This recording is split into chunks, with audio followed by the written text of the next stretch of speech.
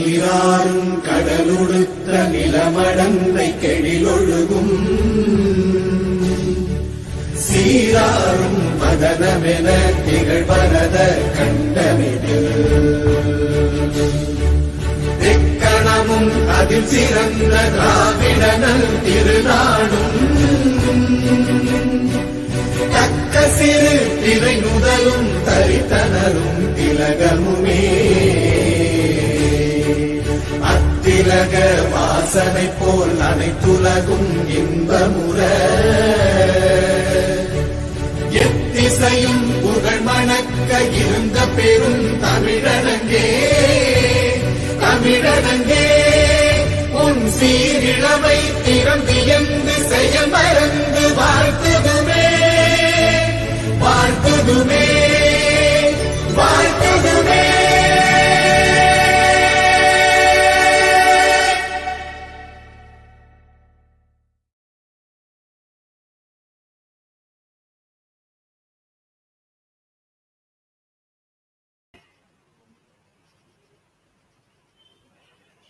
A warm good afternoon to one and all present here.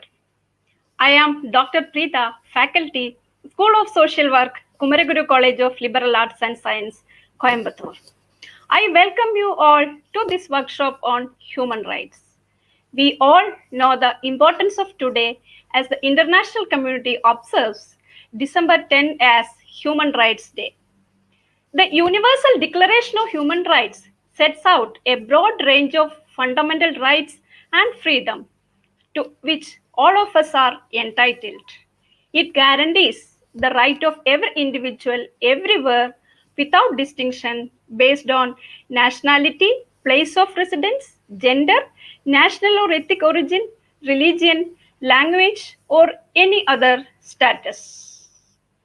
This year Human Rights Day theme is Recover Better, Stand Up for Human Rights, which goes in sync with the current COVID-19 pandemic.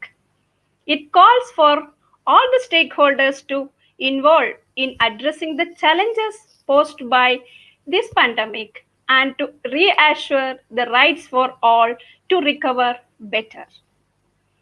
As a leading liberal arts educational institution in India, Kumaraguru College of Liberal Arts and Science take this as our duty and host this workshop to discuss some of the pertinent issues related to human rights.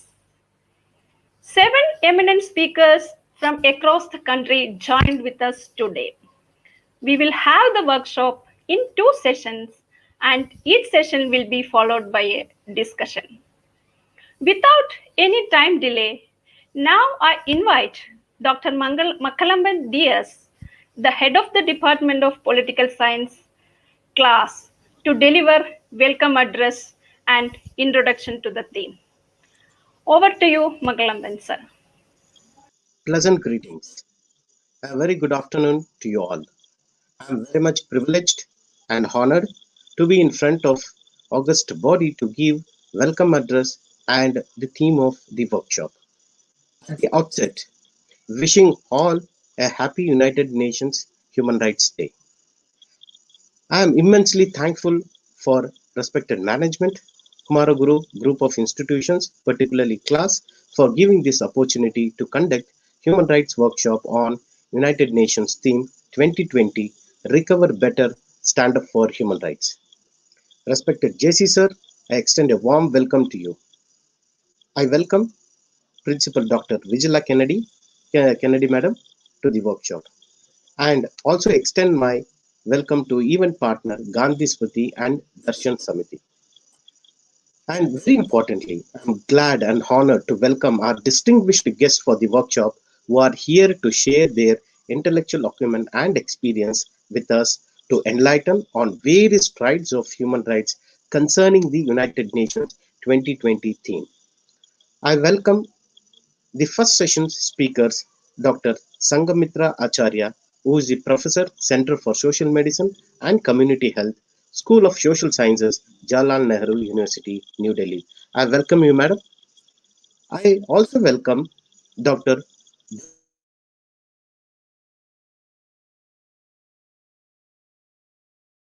Sivanathan, welcome you, sir. I also am very happy to welcome Dr. P. Madurai Veeran, Professor and Head, Department of Anna Center for Public Affairs, School of Political and International Studies, University of Madras, Tamil Nadu. I welcome you, sir.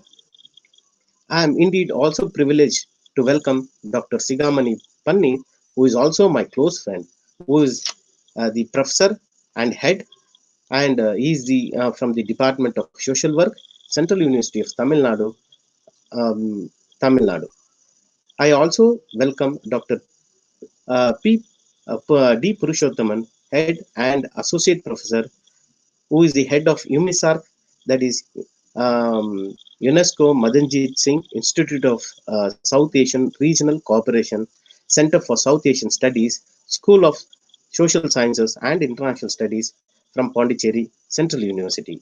I will extend a warm welcome to you, sir. I also welcome Dr. R. Madhayan, Professor of Political Science, Department of Political Science and Public Administration, Institute of Distance Education, University of Madras, Tamil Nadu. I am also privileged to welcome Dr. Kadiresan L., Assistant Professor, Department of Social Work, Central University of Assam, Silchar, Assam. I extend a warm welcome to all the distinguished guests who are going to enlighten us. I am also privileged to welcome Mr. Suvesh Kumar, who will be joining us in the later part of second session, who is the lawyer in the Supreme Court of India and also the Council for Government of India, Council for Government of Madhya Pradesh, Council for IRCTCT and Prasar Bharati. And very, very importantly, the invisible team who toil for our success behind the scene, day and night, the Visual Communication Department, Head of the Department, Leo Gratitude Sir, then Ananta Madam, Ananta Karthik, who's the broadcasting, who does the broadcasting work for the entire sessions. Then Pranav Kumar sir. I extend my warm welcome to the technical department who provide all the technical support for the workshop, and without their cooperation, this event would not have taken place. I am also privileged to welcome my co-coordinator, Dr. Preeta from the Department of Social Work class, Coimbatore. I also extend my welcome to my department colleagues, Mr. Gautaman and Mr. Prashant Kumar Chaudhary, and also my dear students, and particularly the students who have been the coordinators for this particular workshop. And extend my welcome even to the participants who are viewing this particular workshop. I extend my welcome to the media professionals, ladies, gentlemen, and young children. So I welcome you one and all. With this, also, I take the opportunity to introduce and set the context of the workshop theme. As we are aware, human rights are rights which every human being possesses by virtue of being human, called as fundamental rights, basic rights, inherent rights, natural rights, or birth rights. Very often, the United Nations General Assembly on 10th December 1948 proclaimed this Universal Declaration of Human Rights as common standard of achievement for all peoples and all nations to meet the end of every individual and every organ of the society, to strive by teaching and educating about rights and freedom, to promote by progressive measures nationally and internationally. UDHR is one of the major achievements of United Nations. Even though not binding, it has inspired over 60 human rights instruments across the globe. Human Rights Day commemorates the United Nations General Assembly adopting and declaring this historical document. It enjoys the record of being the most translated document ever in human history in over 500 languages. The relevance and the need for human rights is increasing due to political uncertainties, economic crises, social orthodoxy, natural calamities, and technological changes and advances. And particularly at present, COVID-19 crisis has exposed the unique significance of UDHR. The UDHR stipulates universal values and a shared standard of achievement for everyone across the globe. The COVID-19 pandemic has exposed this importance of UDHR.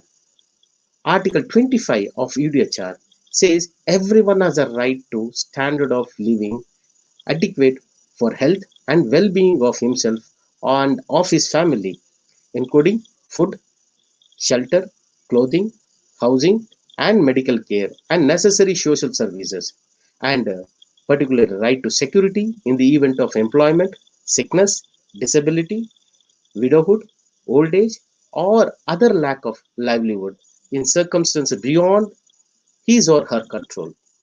In particular, allied to this are human rights violations related to migration, food, education, equal access to public services, then right to employment, privacy, life, and liberty in general. So, the theme of the 2020 World Human Rights Day, Recover Better, Stand Up for Human Rights, reaffirms the need to identify and deliberate on above mentioned human rights issues. So, we believe that the entire events of this particular day and output of the workshop will create awareness and also enrich human rights education. Inputs from the invited distinguished guest speakers in course of the events will definitely enrich the students, researchers, faculty members, and the community at large to understand, protect, and promote human rights. With this, I stop my short note on the introductory speech and I wind up with this. Thank you, one and all. Over to you, Preeta Madam. Thank you, Dr. Mankalamban, for that warm welcome and wonderful way of setting the context.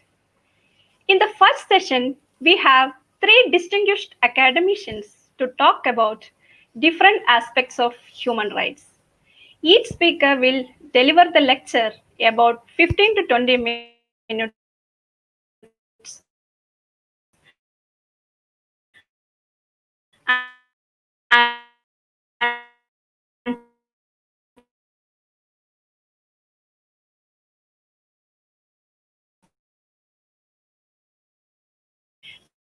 the discussion.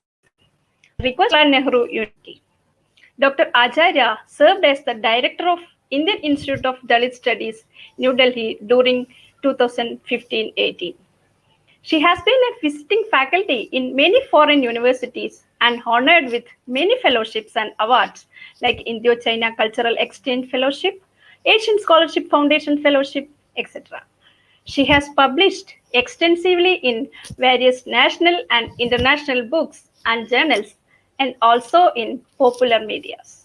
Today, Professor Sankamitra joined with us to talk about a very important topic, issues of human rights of some vulnerable population groups. Welcome and over to you, ma'am. Thank you. Thank you so much, Dr. Preeta. I consider it to be my privilege to connect with you all as an institution, you all as individuals who are interested so keenly in the issue of human rights. I, at the onset, would like to place on record my heartiest thankfulness to the Department of Political Science, Kumaraguru College of Liberal Arts and Sciences, Coimbatore, to have organized this very important day to commemorate human rights. And I would also wish to thank particularly Dr. Makalamban and Dr. Preeta for inviting me for this particular event. And of course, the team through which they are working and the team which is making this event happen. Thank you very much. I probably would be taking forward what the other speakers may have already set the tone for. Human rights, we know, are something very, very essential for the very existence of human beings.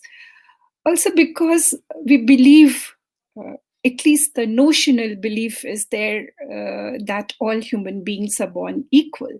And if all human beings are born equal, then very naturally it appears that dignity and mutual respect for each other should be in existence.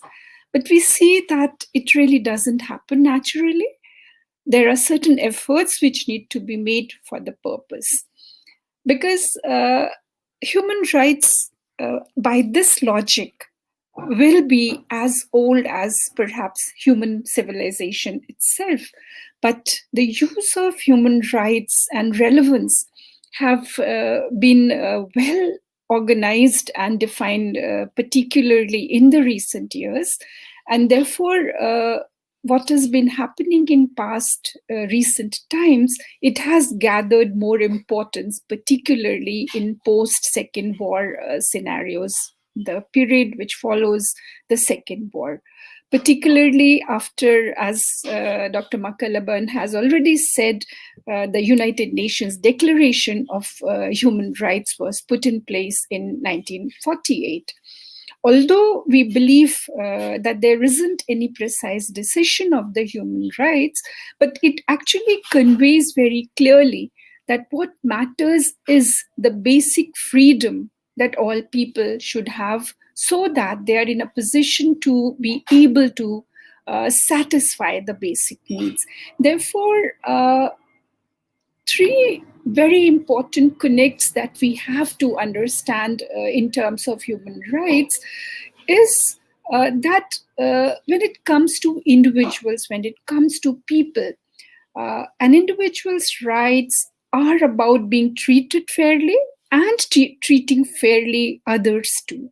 And therefore, this ability to make the choice about one's life becomes very important. And therefore, the three important tenets of human rights to be universal, the universality of human rights, that they belong to each one of us as individuals, anybody around the world. That they cannot be taken away from. They may be violated, but they cannot be taken away from us as individuals. And also that the government, the state, has to be able to ensure that there are no violations of these rights. So to my mind, it is very important to go by these tenets and ensure that these tenets are essentially guided and protected in the way that the freedom, justice, and peace prevails for the human populations. Because while violation of human rights can stop people from enjoying their rights, they cannot be stopped as right to exist, as rights that exist for human populations. So it becomes very important, perhaps, to take a look at what exactly happened in getting the Universal Declaration of Human Rights to come in place. We all know, I'm sure, that it was way back in 1948, after the World War II, that about 50 member states of United Nations got together under the leadership of the then First Lady of the United States, Eleanor Roosevelt, to bring together what came to be known subsequently as a Universal Declaration of Human Rights. And the Article 1 of this declaration very clearly states that all human beings are born free and equal in dignity and rights, and they are endowed with reasons and conscience and should act towards one another in spirit of brotherhood. So it really becomes very interesting for us to get to the crux of this idea. Why at all was it necessary to consider human rights, particularly in the current context of happenings around us? Dating the very existence, or very being of human rights per se, can probably be taken back in history to the very Magna Carta, 1215, and Bills of Right vis-a-vis England way back in 1689, which perhaps can can be considered as the genesis, the pointer, the time point, which actually led to the genesis of the human rights. So almost, if we place that in context of the American Declaration of Independence way back in 1776, which actually was very clear in affirming that all men are created equal, and we know that this happened precisely because of the racial discrimination which was existing in the country and had violated human rights of one complete set of people. So considering all of that, it really becomes very important to take note on this very important day, the 10th of December, which necessarily needs to be commemorated for its purpose of ensuring that human rights are endured and not violated. I'm sure this probably will be a recap for most of us.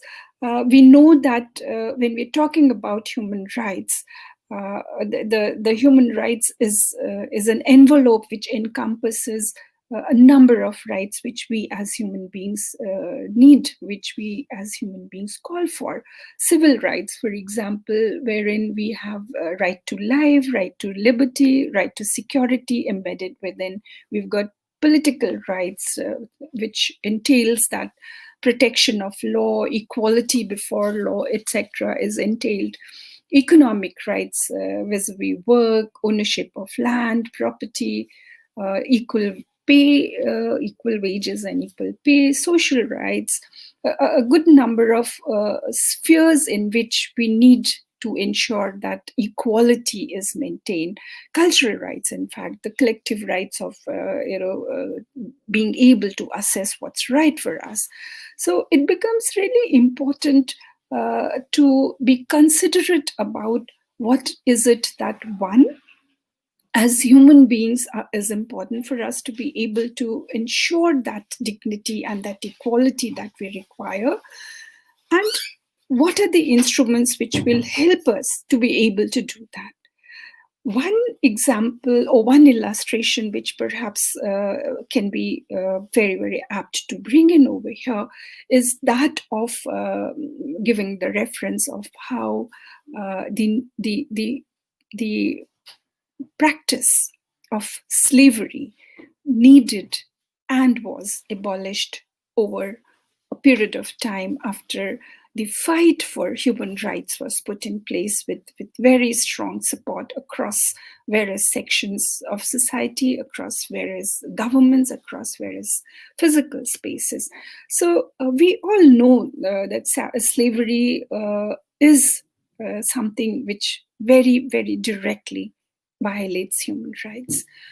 From slavery to perhaps forced labor, to perhaps human trafficking, to perhaps the ill treatment of individuals with whom we are interacting, allows us to believe and take note of the fact that human rights are being affected in certain ways. Similarly, if we also take note of almost one half of our population, the women and the girls,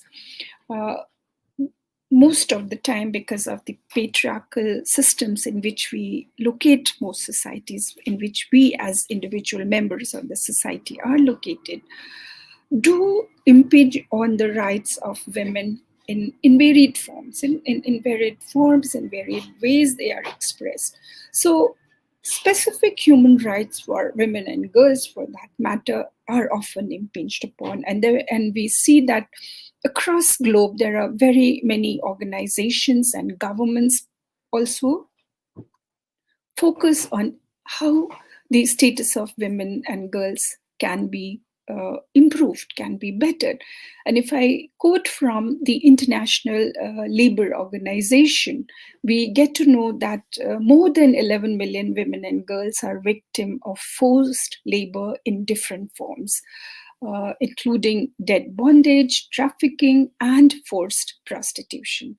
Now, as we as nations seek to improve on the status of women and girls, it is very important to ensure how this exploitation, how this gender-based exploitation can be eliminated, at least minimized if elimination seems a distant dream, although that needs to be the target. So considering that and assuming that this is something which is happening worldwide, we need to take note of what exactly is happening in terms of, let's say, in the context of India. Dr. Preeta, I would like to know how much time do I have at my disposal? You can continue, ma'am. We will listen. Okay. So considering that, I would want to bring in the element of what is happening in terms of human rights vis-a-vis India. We know that in conformity of the Universal Declaration of Human Rights, the Constitution of India in Part 3 it provides with the fundamental rights which ensure equality, justice, and freedom to all Indian citizens. And also in Part 4, we have the directive principles of state policy, which again ensure socioeconomic justice and rights. In fact, India's freedom for struggle is quoted as one of the very important movements, which was an outcome of human rights fight for human rights movement for human rights. So that perhaps takes us also to the fact that our fundamental rights do give us the connect which we need to have with the notion of human rights that we have. While we acknowledge what has been embedded in terms of the fundamental rights that we enjoy today, we need to acknowledge that all of this, in terms of the rights that we enjoy today, in terms of the directive principles which ensures certain privileges to us, we need to acknowledge Dr. B.R. Ambedkar as the architect of the constitution of the country.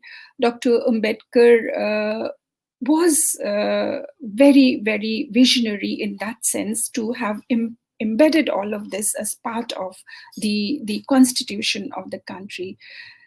We all know that he is one particular Indian, I would probably want to say, who secured highest academic honors from some of the most prestigious universities of the world. And he significantly made efforts to lead the society on the path of liberty, equality, and fraternity, which is so very embedded within the human rights. And he also, what was very interesting, we note in the very layout of the constitution and prior to that, that he tried fairly strongly to include women's right in the political vocabulary of the constitution of the country.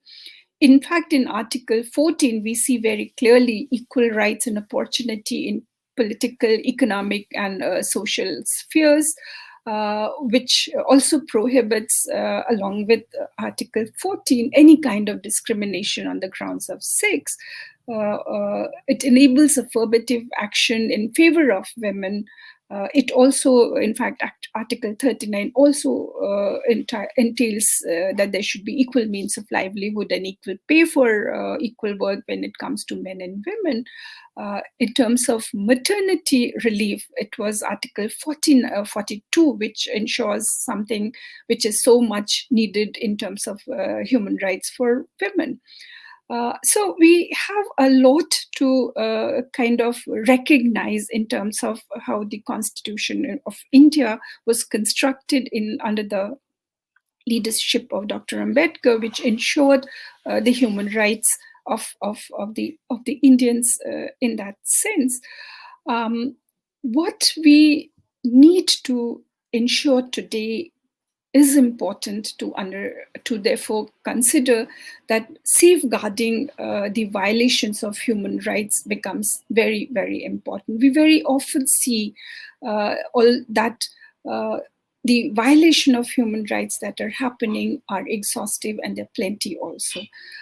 It has taken several forms such as murder, rape, prostitution, bonded labor, riots, harassment, violence in domestic spheres, in custodial spheres, political violence, plenty of them, caste-based discrimination for one, gender-based, we've already kind of talked about. Therefore, I think what becomes very important to figure for ourselves, how do we protect these violations? How does state become responsible for it? And with that, I think one of the answers that we get is that since 1980s, there has been a mechanism which has been put in place as public interest litigation, which is also known as social action litigation or social interest litigation, by way of which judiciary functions in terms of establishing establishing the procedures which ensure the maintenance of the human rights that perhaps is necessary.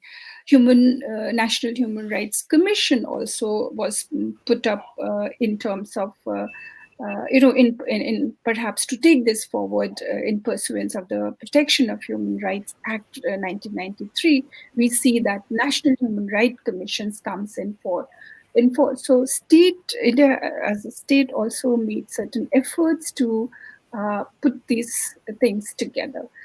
But couple of pointers that we would probably take on board at this moment is that despite all these efforts, we see very, very clearly that violations occur. And I would want to perhaps take note of and use the illustration of just about one set of vulnerable populations, perhaps two in that sense, wherein I would want to knit with how their vulnerabilities allow the human rights violation to happen.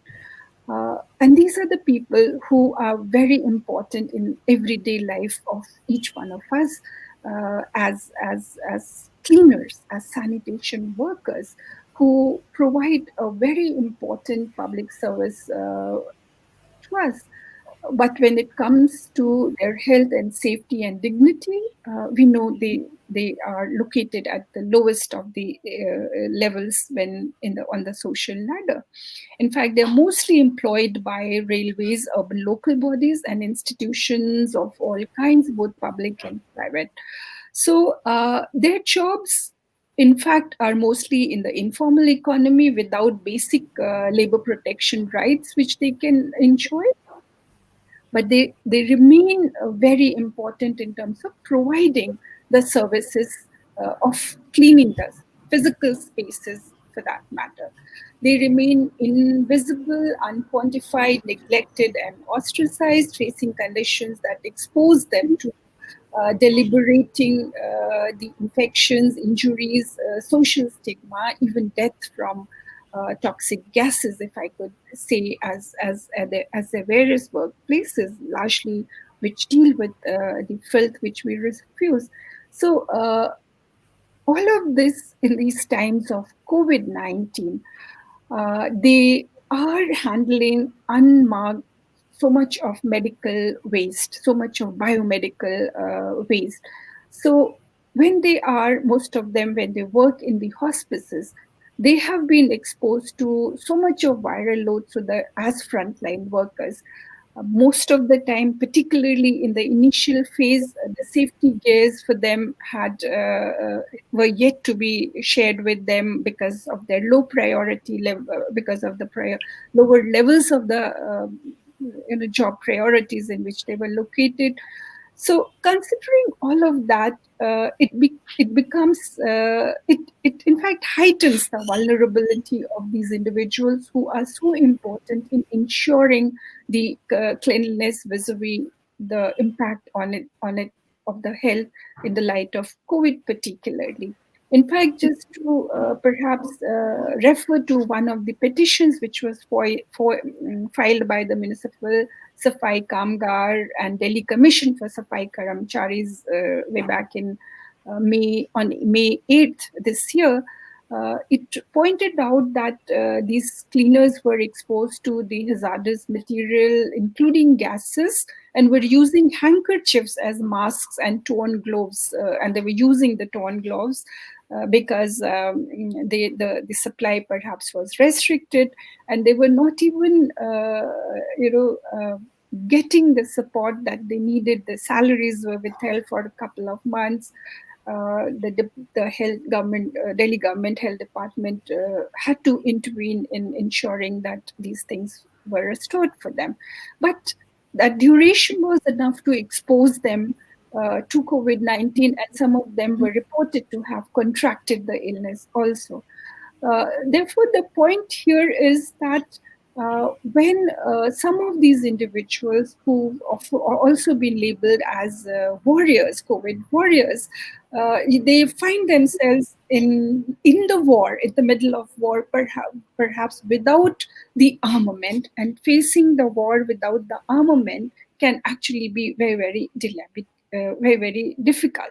So the risk of exposure to the hazards due to COVID has certainly increased many folds, giving this predisposition and also the shortages of personal protective equipments, which, like I said, even if they're much of it's not only in the times of COVID, the kind of work these individuals do, to my mind, and I'm sure many of us would agree, that these personal protective equipments are very important for these set of workers to use, even in the times when there is no COVID around, because of the filth they deal with, because of the hazardous gases that they're exposed to. So, but what we actually see in reality, that they continue to do their work on the mounts of dumping grounds, collecting, transporting waste of all kinds, without, most of the time, without any mask, and with very, very minimal kind of safety gears that they have. For years together, we've seen men using a lion cloth, the gamusa, that what we call in the northern part of the country, and women using the pallu of their saris to kind of cover their faces as masks, use them as masks. So that's when, and I think the vulnerability in terms of their exposure to such risk is also evident from the frequent deaths that are reported of the workers who die while cleaning the sewers. And if you look at the global data, apparently we are one of the countries who have most of these people dying while they are still at work. So this kind of scenario in general makes the sanitation workers very vulnerable. But in particular, an additional dimension is added when it comes to women who engage in this kind of work. Now, we all know that COVID-19 requires extreme hygiene measures for sure. But if I have to, if my job is to clean the filth, how much of that hygiene I will be able to maintain is, I'm sure, anybody's guess. So when it comes to women who are engaging in cleaning jobs, and let's remember also that most cleaning occupation are very heavily embedded within the caste hierarchies that we have. Those who engage in cleaning are located at the lowest, most rung of the caste hierarchy. So most of them are Dalits. So these Dalit women who continue to do traditional menial jobs, largely like participating in cleaning, moving of the dead bodies, scavenging, etc., the direct impact on their healthcare is evident. In addition to that, their plight is really worsened because of the limited access to healthcare services, and that gets overlapped with the levels of poverty in which most of these workers and most of these people are found to be living. In fact, the UN report of 2018 suggests that an average death age of Dalit women is far below than the average age of Dalit men and non-Dalit women. So, meaning to say that the vulnerabilities gets further aggravated when it comes to the identity and the kind of work that the individuals are engaging with.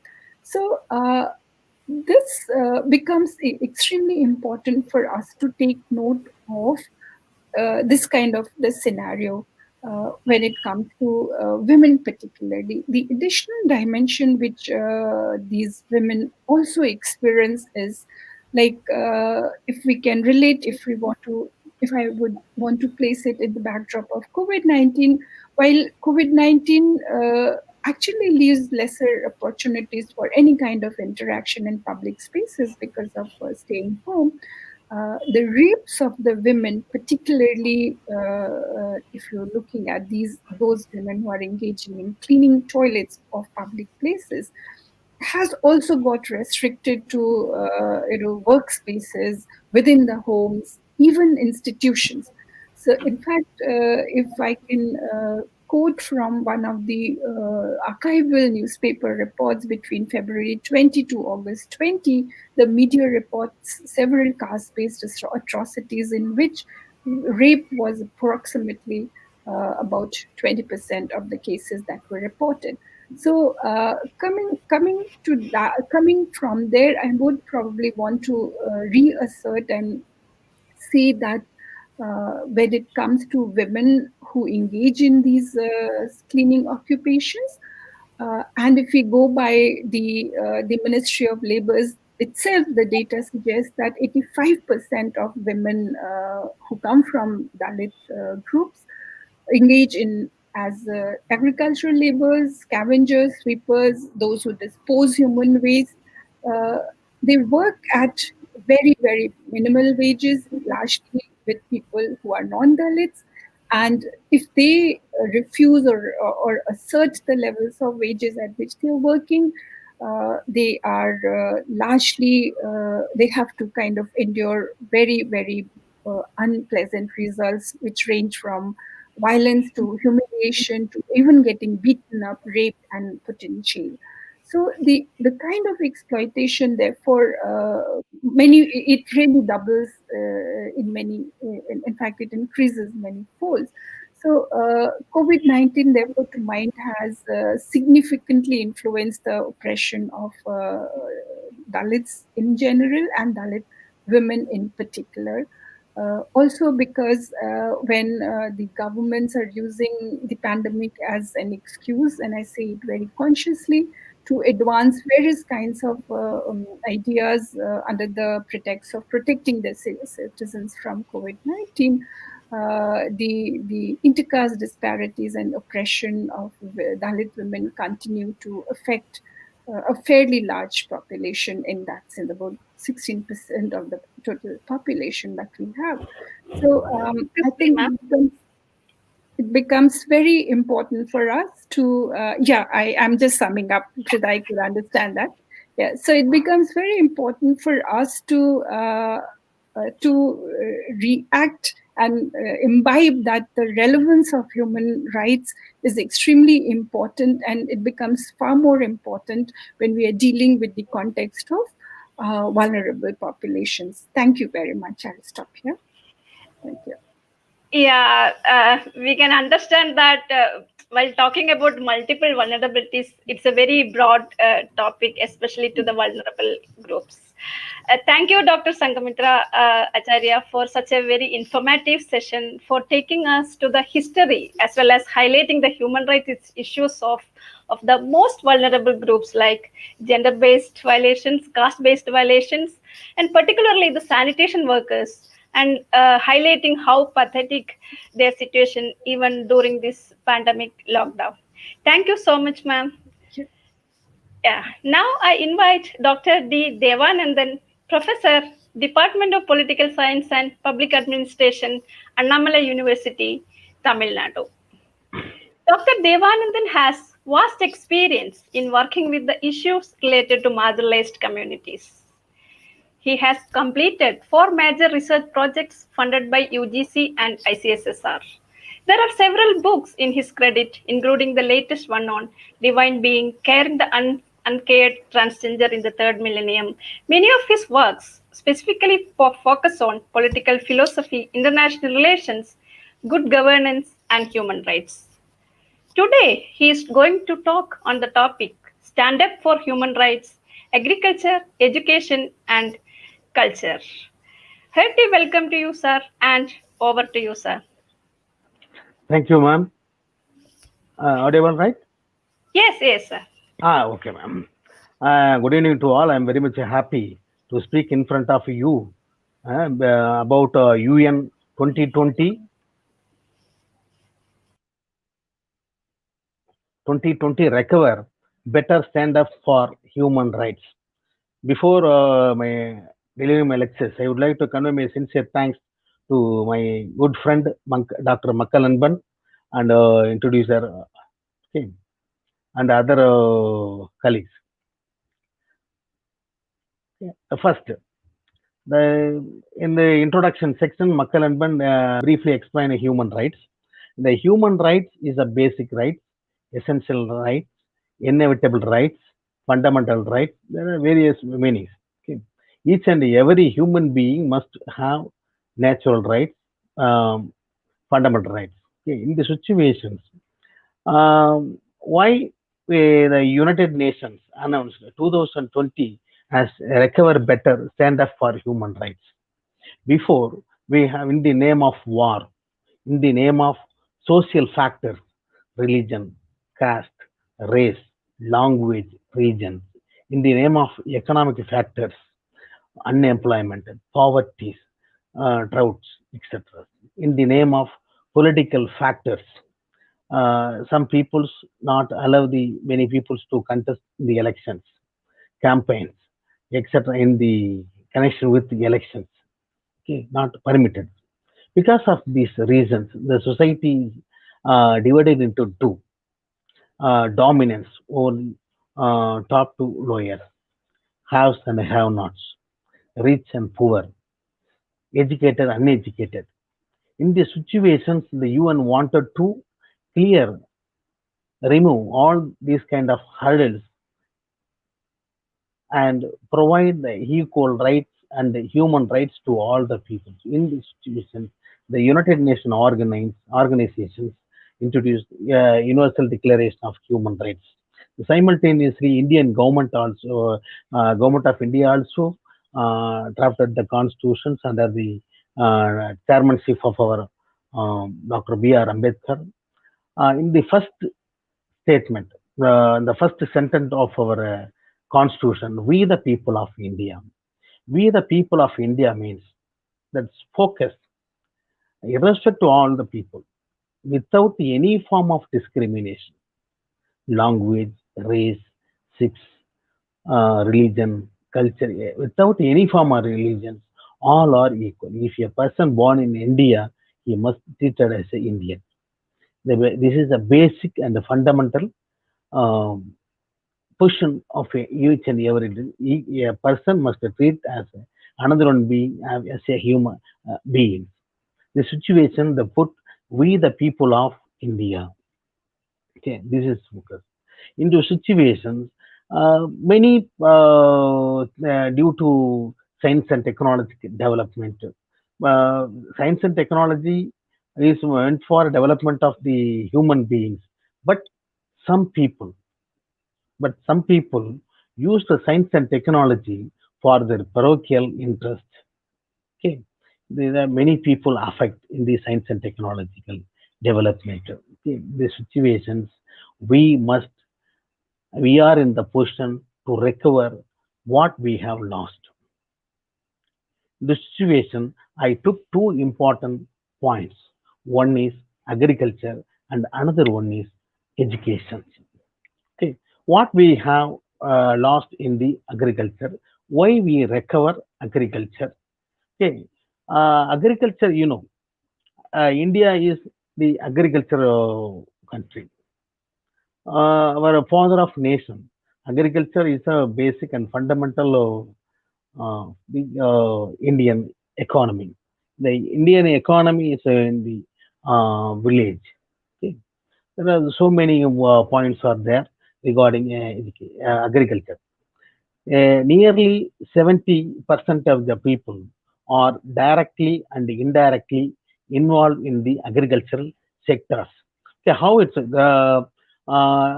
the name of agricultural labors, agriculture, agro-based industries. Because nearly 70 people are percentage of the people are involved in the agricultural sectors. Okay.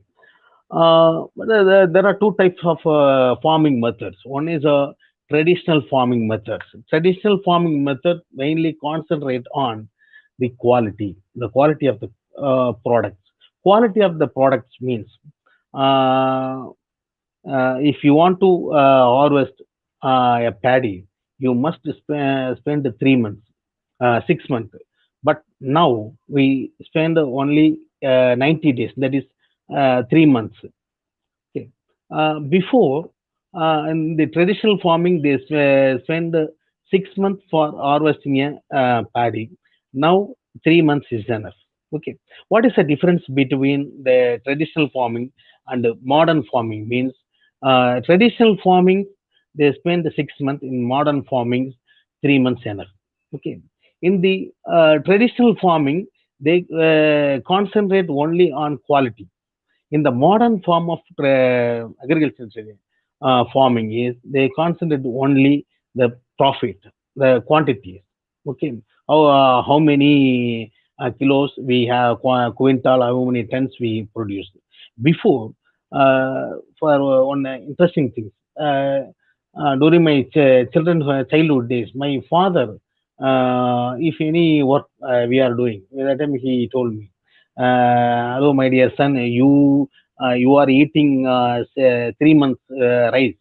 We ate 6 month paddy.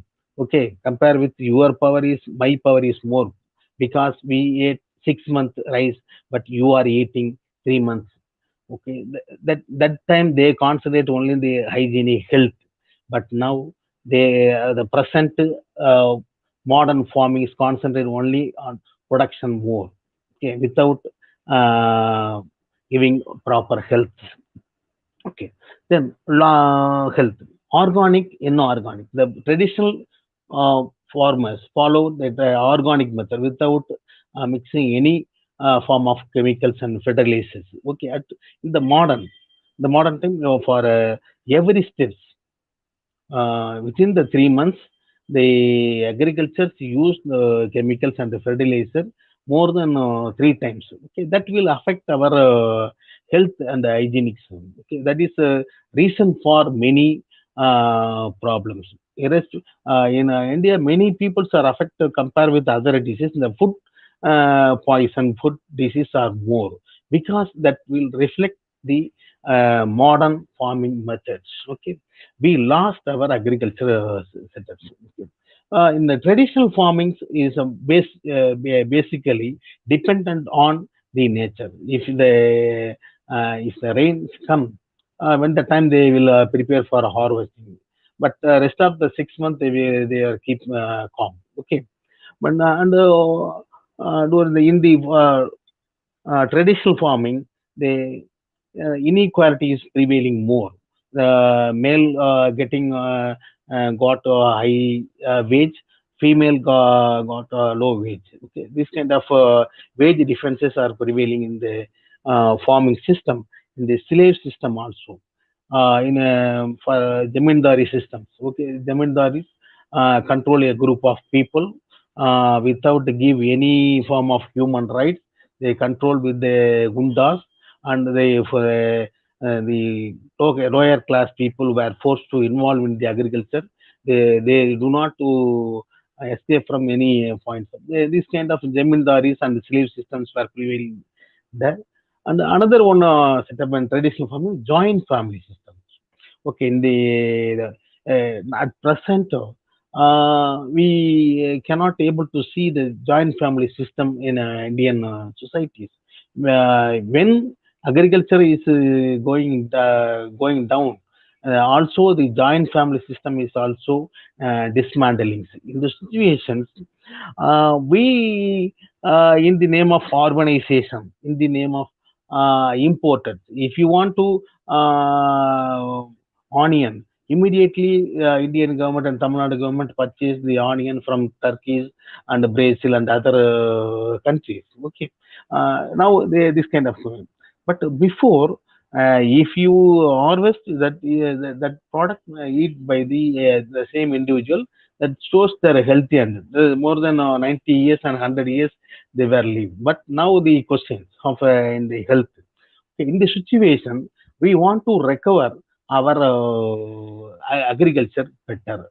How to recover our agriculture better and uh, without affecting the human rights. Okay, before the agriculture is mainly centered around the human rights violations. Okay, now many people should not involve. Why our caste people, our family members only concentrate agriculture, the rest of the people are enjoying in the name of urbanization.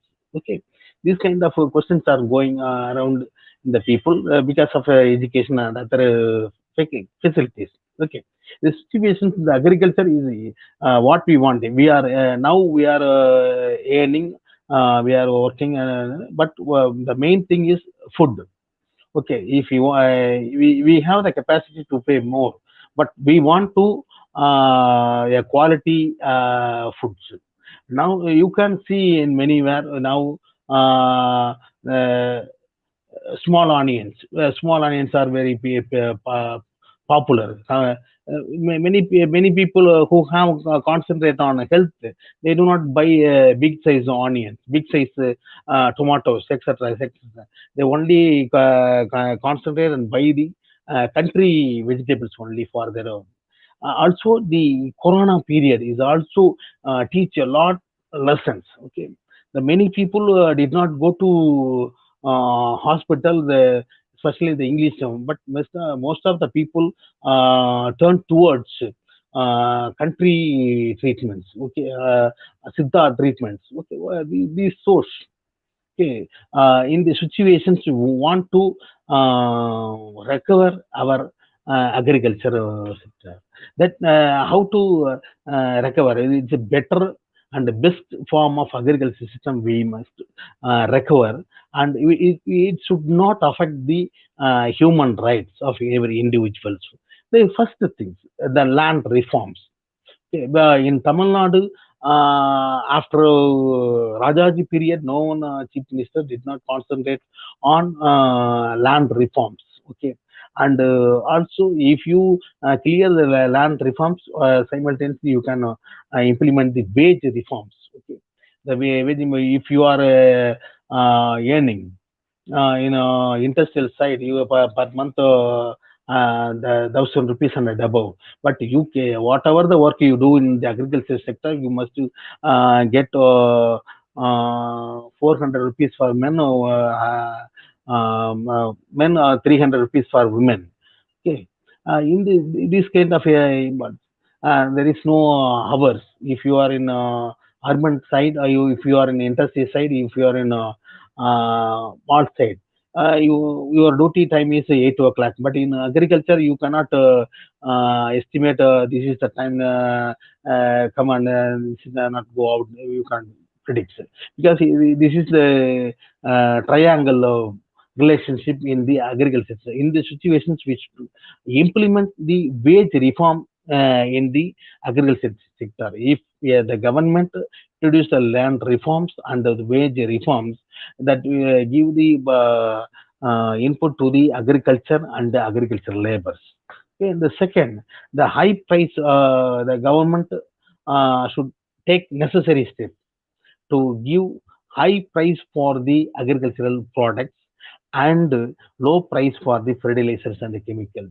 But you can see in many areas, if you want to, there is no development in the very minimum development the agricultural products. 10 years before, if you purchase, if you sold any 1 kg or 100 kg paddy, some rupees, but there is no maximum difference. Only 100 rupees, 200 rupees may be hiked. But in the fertilizer and the chemicals side, more than 500 rupees hiked within the 10 years. This what it shows. The agriculture and the agricultural production is centered around by the agriculturists and the agricultural laborers. But the fertilizers and the chemicals industries are centered around by the industrialists. They are very close associated with the politicians and policy makers, policy implementers. They will convince the during the time of budget. They will get some benefits from the finance minister and the CM and the PMs. Okay, but in the labor, they have no chance to meet the prime minister and the chief minister for their benefits. This is the this kind of gap in the agricultural sectors. Okay, if this kind of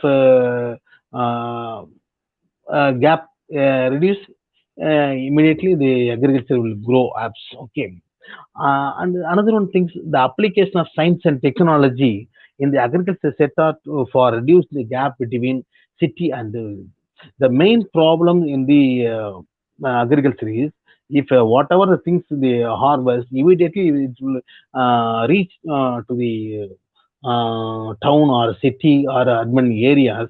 If it will come immediately, it will get the right price. But the poor farmers are not able to bring their product from the village to urban. They will spend huge amount for transportation facilities. Because of these problems, the government should take necessary steps. If the government take necessary steps, it will reduce. Okay. Then another one, the main, the policy makers who are from the parliament, state legislature, and even in the municipal, the local government policy making bodies and Grama Sabha. And, these policy makers must realize the problem of agriculture, problem of agriculture laborers, and they concentrate and prepare a effective laws for development of the agricultural labors and the growth of agriculture. Okay, then executives. The executives are the right person to implement all the agricultural policy which are enacted by the parliament and other bodies. Okay, there are a lot of problems in the implementations. Major committees are identified. Okay, maladministrations. One is cumbersome procedures in the administrations, corruption in the administration. If you want to get any agricultural loan, if you want to purchase any tractors and other items, okay, immediately you will not get it. You must spend more than 3 months, 4 months. That is a problems. Okay, you know very well about. I do not much explain about the problems of agriculture. The recent tractor police arrest on tractor holders who got a loan from the bank. Okay, that is a problem. That is a different cases. Okay, and also many people told if you the police and other people are arrest the agriculture loan holders, not arrest the industrial loan holders. That is the difference. Okay. Also, the judiciary also give importance to the agriculture. If there is any cases come related with agriculture, agriculture products, chemicals, and it should give without affecting the agriculture. Okay. The civil societies, mass media should work for the development of agriculture labor. Agriculture labor means very low level peoples, especially the Dalits and tribes, women, or the um, agricultural laborers who are in the land. Okay, um, you know very well. They most of the Dalit women, tribal women in the agricultural laborers are affected by the so many health reasons because they are getting only 300 rupees if they enter into the land. Morning 7 o'clock up to they will get up at evening 5 o'clock, 5 or 6 o'clock. In between they are in the land in mud.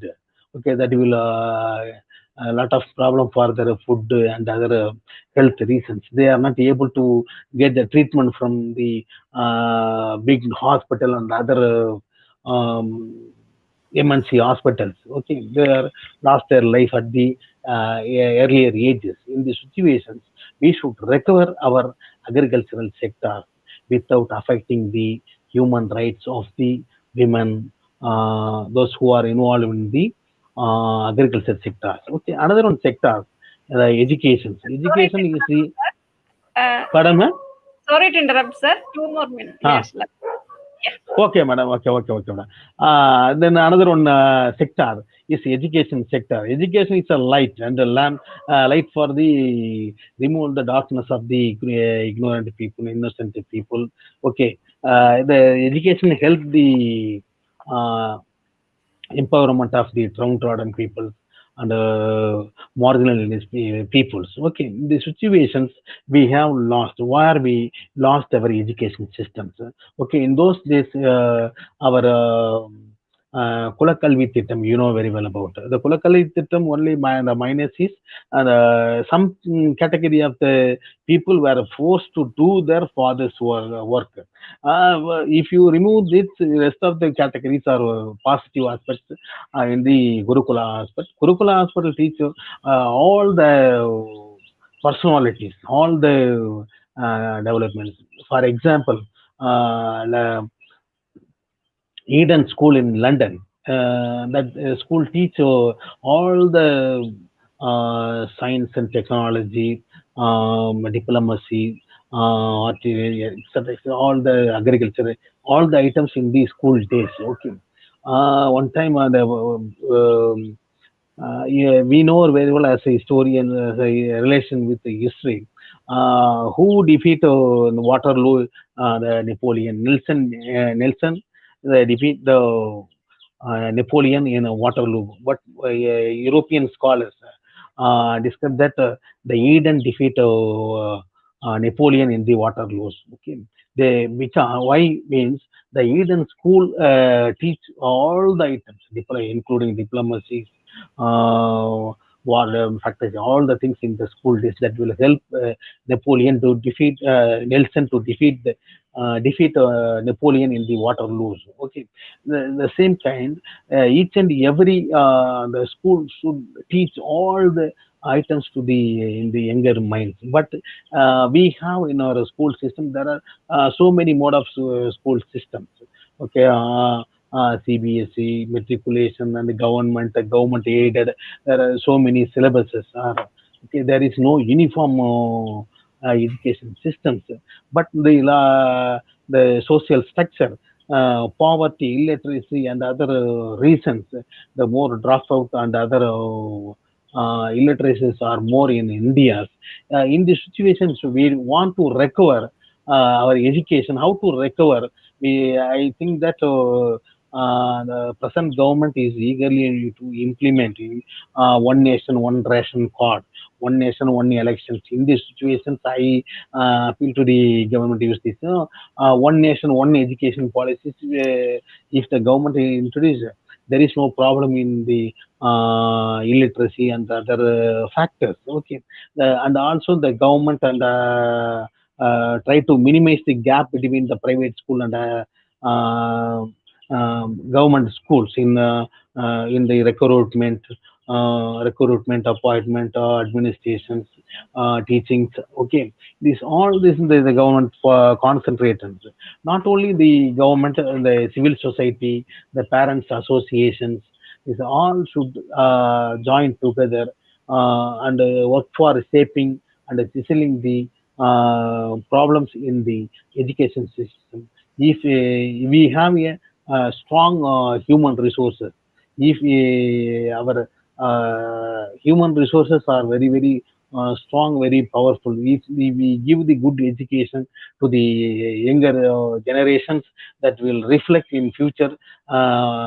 Automatically we the people give the good governance without affecting the human rights. So we recover the agriculture and education to minimize the human rights violations. We should work for promote protect the human rights. Human rights is basic rights. We give equal opportunity to all without any discrimination. Thank you, ma'am. Thank you, ma'am Makalanban. Thank you. Yeah, thank you, Dr. Devanandan, for taking up those two important sectors, agriculture and education, and to talk more about different kinds of rights violations happening there. As we know, agriculture being the primary source of livelihood for more than 60% of India's population, it's very great to hear the importance of how to recover the agriculture better. And also, you highlighted the importance of building strong human resources for a better recovery in future. Thank you, sir. Thank you very much. And now I welcome our last speaker of our first session, Dr. P. Madurai Veeran, Professor and Head, Department of Anna Center for Public Affairs, School of Political and International Studies, University of Madras. Prior, he was serving as Associate Professor and Head for Department of Public Administration, Presidency College, Chennai, for more than 25 years. He has been associated with Indian Political Science Association as its executive member. He also was the chairman for a session for international political science. He has completed many research projects from ICSR and conducted international and national conferences. He has immense publications to his credit, and he will be discussing the topic Stand Up for Human Rights, Right to Health, and which is the most appropriate topic in the context of COVID-19 and human rights. Hearty welcome to you, sir, and over to you. Thank you, And we have madam. 20 minutes to speak. Okay, Yeah. am I audible? Yes, yes, sir. Yes, madam. Good afternoon to all my friends and the organizers. At the outset, I express my sincere thanks to Dr. Makalanban for giving me this best opportunity. I thought that at the time of pandemic, it would be more appropriate to talk about right to health. I start my lecture with the Tamil proverb, "Noyatra valve, குறைவற்ற செல்வம்," which means if a person is living without any diseases, it is the wealthy life. More than any wealth, health is the one basic requirement without which you cannot enjoy any rights. As all of us are aware, the Universal Declaration of Human Rights, particularly Article 3 and 5, define that the one of the basic human right is right to health. It has been categorized in the Article 3 and 5 up to 5 about the economic, social and cultural rights, which also include right to health care, which can be summed up as right to health includes right to a standard of living without any disability. Even if you have any disability, it must be addressed, and it also deals with women and children's health. Similarly, the right to health is an inherent right, maybe a natural right, which can be addressed and understood along with Article 21, which speaks about right to life. And as such, our constitution has, or the state has, obligation in order to ensure the effective realization of this right to health. And usually, or further, we understand health is a state of complete physical, mental, and social well-being, and not merely the absence of diseases, which state that if a person looks very young or healthy, we should not consider him as healthy person because he may be mentally challenged or physically challenged. So, right to health must include freedom from mental disorder as well as physical disorder. And it is in this context, the Constitution of World Health Organization states that the enjoyment of right to health must be attributed to highest attainable standard of health as one of the fundamental rights. Every human being, without any discrimination, whether it is race, religion, political belief, economic or social system, he must enjoy right to health. And as such, if you expand the right to health, you will understand that right to health denotes that each individual should have easy access to health services, whether it is primary or tertiary and so on. As and when a person requires healthcare, it must be available. And if a person is in a financial hardship, he should not be denied a due healthcare. Similarly, no one should get sick and die just because he or she is poor. So, the Universal Declaration of Human Rights very clearly define and explain and attributes that each and every human being has a right to health. And when you understand that a right to health is nothing but the state must create a congenial environment in which the individual can enjoy right to health as any other fundamental rights. And as such, both the state government as well as the local governments have obligation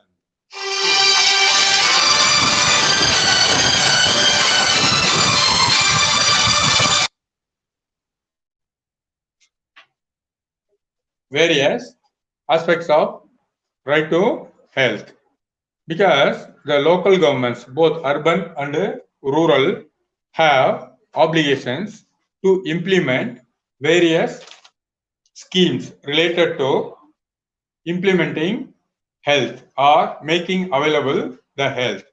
Mere health is not, as we are discussing, include right to health.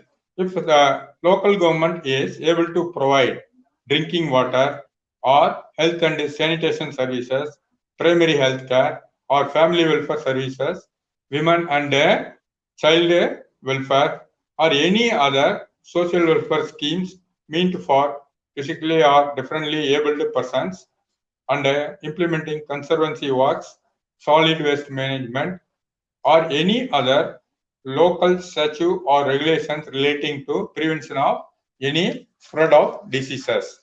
And hence, the United Nations Declaration of Human Rights tell that the right to health must be recognized that every citizen must enjoy the highest attainable standard of physical and mental health. And how this right is ensured? There are two ways by which we can ensure the right to health. The one is the judiciary then and now intervene and ensure the right to health. And similarly, the enacted acts of state as well as central laws also ensure these rights. Let us see how the Article 21, that is right to life in India, guaranteed by our constitution, is implemented. The right to life contains first and foremost protection of health, because health is considered as integral to right to life. If government is not able to provide health services when and where necessary, then the constitutional obligation of the welfare state will be failing. Hence, it is affirmed in the constitution that right to life is understood as providing and protecting the health of the individuals or the citizens.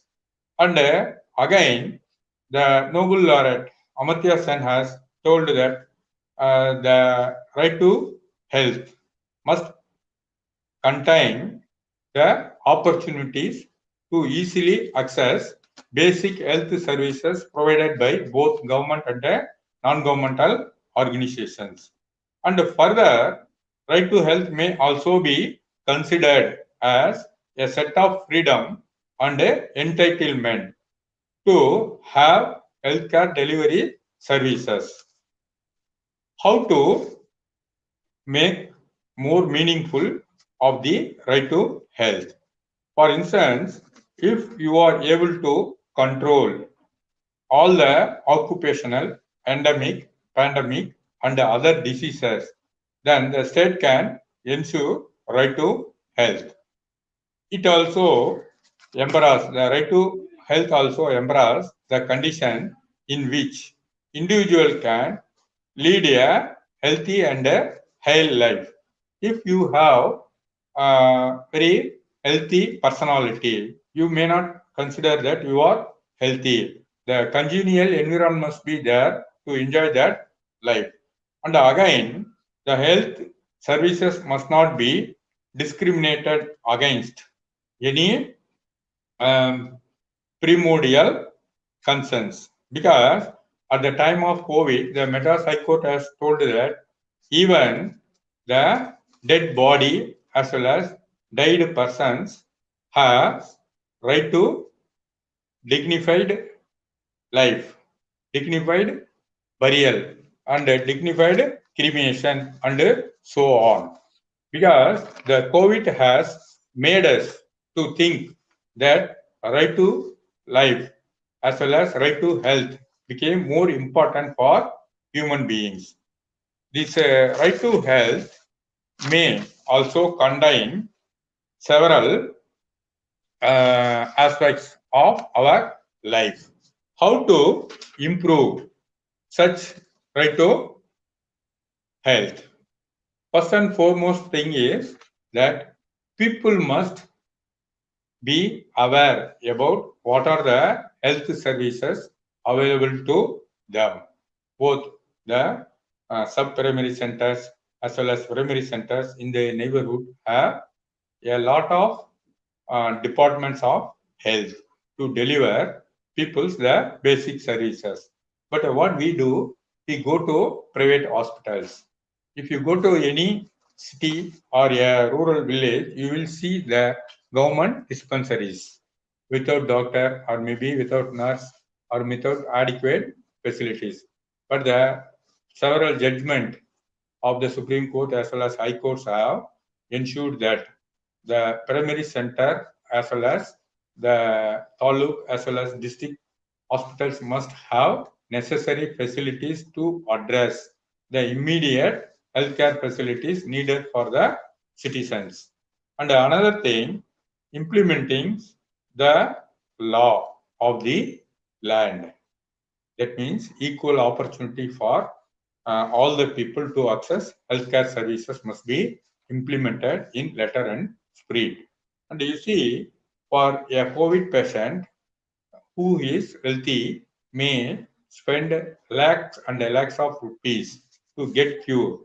But you must aware that our Padum Nila Balasubramaniam has died despite spending hundreds and hundreds of rupees.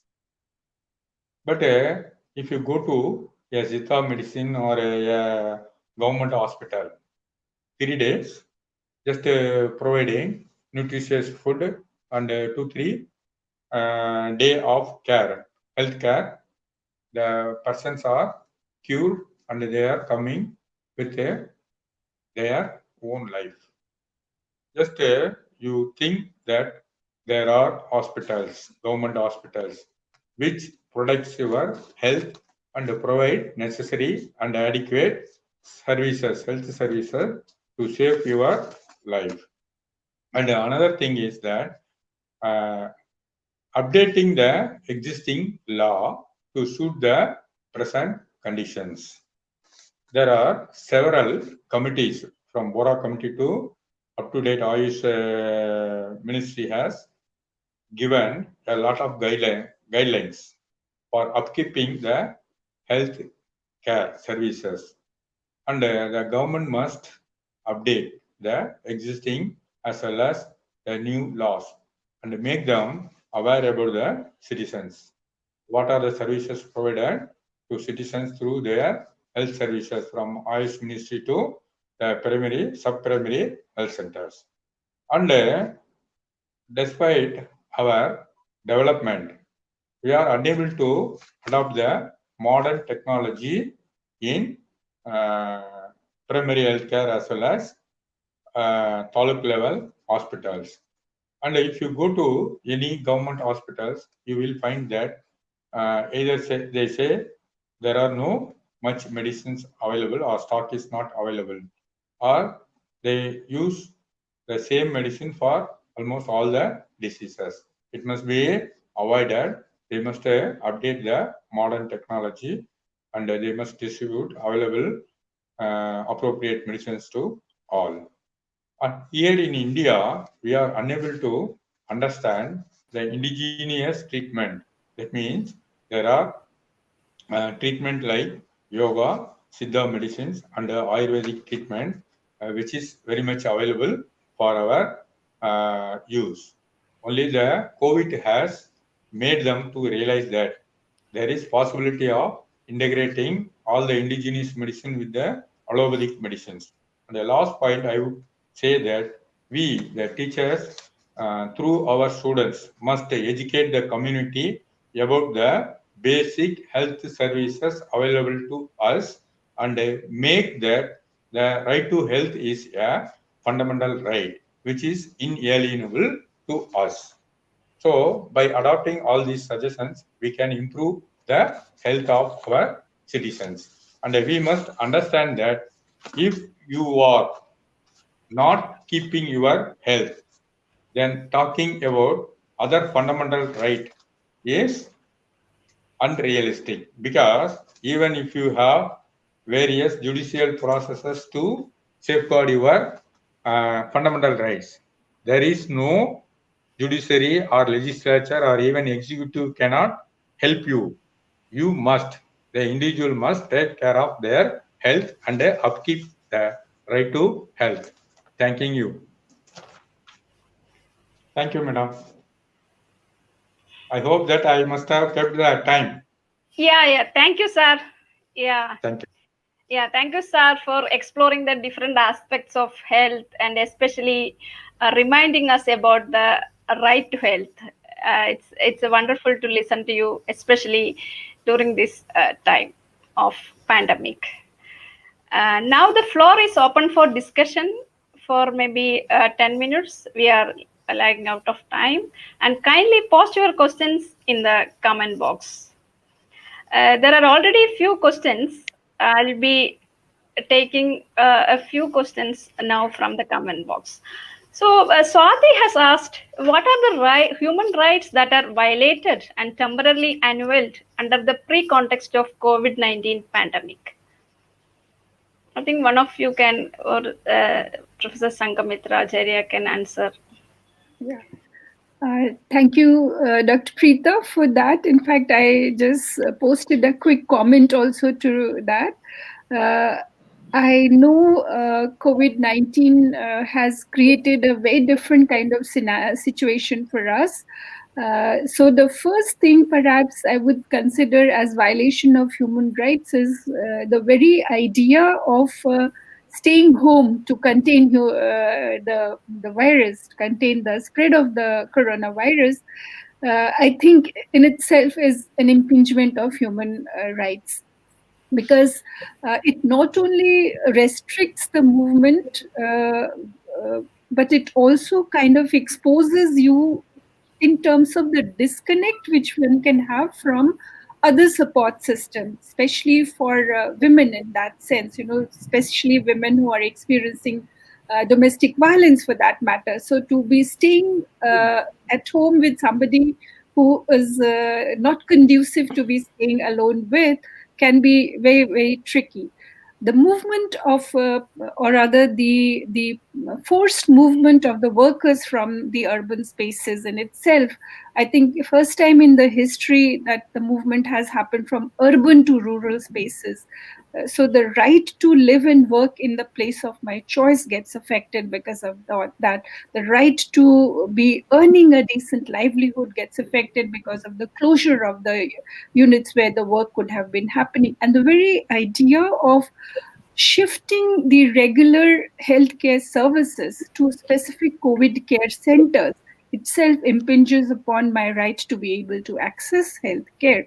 One can imagine what must be happening to women who needed antenatal care, women who needed to deliver children, who needed postnatal care, in case when those hospitals were changed into, the status of those hospitals were changed into COVID especially to take care of COVID. In fact, the All India Institute of Medical Sciences itself closed down till about first week of June, particularly the maternity unit. So it does impinge the rights, human rights in many ways, and we can expand on it even more. I know we are short of time. I'll stop here. I'm sure Sir could probably be wanting to add to it.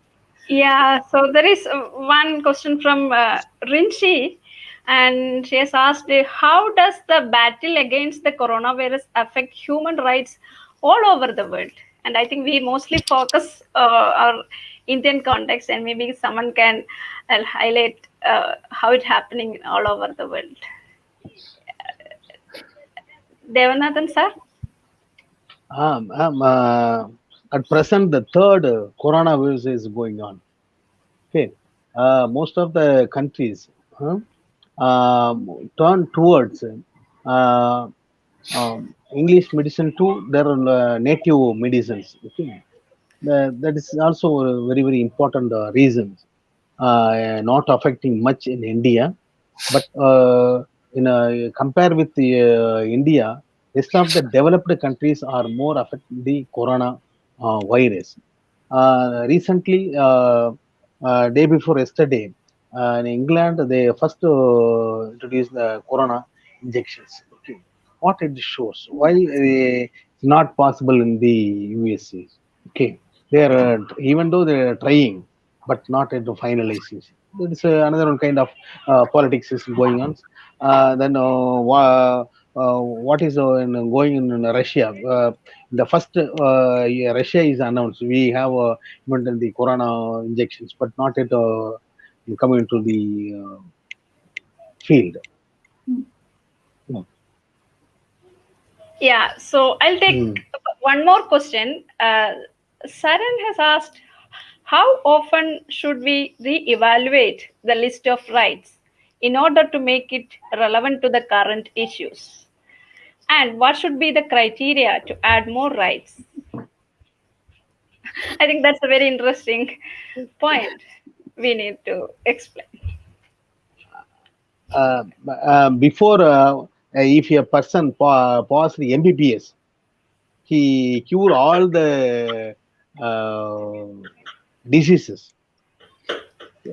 Now, if you want to see any single minor micro disease, you approach MDs. Okay, before MBBS, now the most MDs. This is a variety. Already in Indian Constitution we have six human rights. Okay, if you want to include, that's enough. Depends upon the development of the human societies. Okay. Do you have anything to add, Dr. Madhuraveeran sir? Yes, ma'am. We have generation of rights. Now we have passed the fourth generation rights, and now we are about expanding the rights of fifth generation. And you see, even the same-sex persons can marry. Like that, the judiciary as well as the society has accepted that. Beyond that, each individual can respect others' rights so that the citizen may enjoy each one their own rights. Because if you violate any other person's rights, you are going against the constitution as well as you are not respecting human rights. The one thing that we must understand that each citizen have their own rights. It must be respected by each other citizen. Then only the mutual respect of human rights will be there. We can improve our own human rights enjoyment. Because if you want to enjoy, you must be in a peaceful and congenial environment. That must be ensured not by state or any other law. Each one must understand and realize that my right is intervened with others' rights. When you respect others' rights, you will enjoy your own rights. Thank you, ma'am. Yeah. Anything you want to add, Dr. Sangamitra Charya? I think I completely agree with what Professor Madhuraveeran has just said, because as times change, as human beings change, there is a need to revisit the list of human rights. But as long as one set of rights or rights of one set of people do not impinge upon the others, the mechanism should be fairly fine in ensuring that. So that is probably more important. And for sure, list needs to be revised. And sir has given a very neat example of same-sex marriages, for example. And I'm sure there are plenty others which could be added in the same realm. The 5 days week, for example, or the maternity benefits, for example. Earlier, the benefits weren't there till Dr. Ambedkar intervened and brought in the bill for maternity benefits. And then the duration also gets expanded after, which perhaps is during early 90s, the duration gets expanded to 6 months' time. So I'm sure the revisits have been happening, and that's why we have these many generation of human rights, and it will continue to be there. So I'll stop there. Thank you so much, Dr. Preeta. Yeah. Thank you so much for giving us a wonderful session, as well as adding points for questions posed by our students. Thank you all. So now I invite Dr. Makalamban for giving a formal vote of thanks for this first session. Over to you, sir.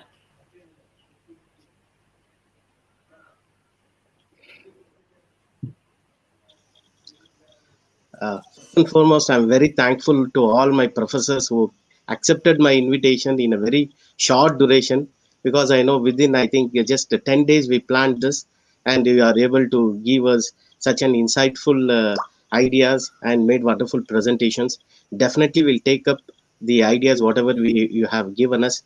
And I believe that our students, our faculty members, and the entire class team is gifted to have you on this particular day of human rights.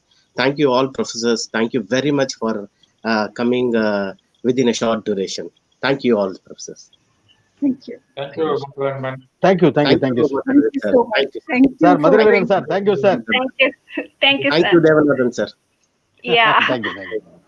So without any delay, we can start our next session. So over to you, Dr. Makalamban. Okay. Yeah.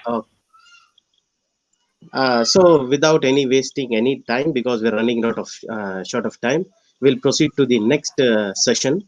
And again, I request Dr. Preeta to continue with the next session with the speakers. Preeta? Yeah. Yeah, over to you. Please carry on with the session. Yeah, thank you all.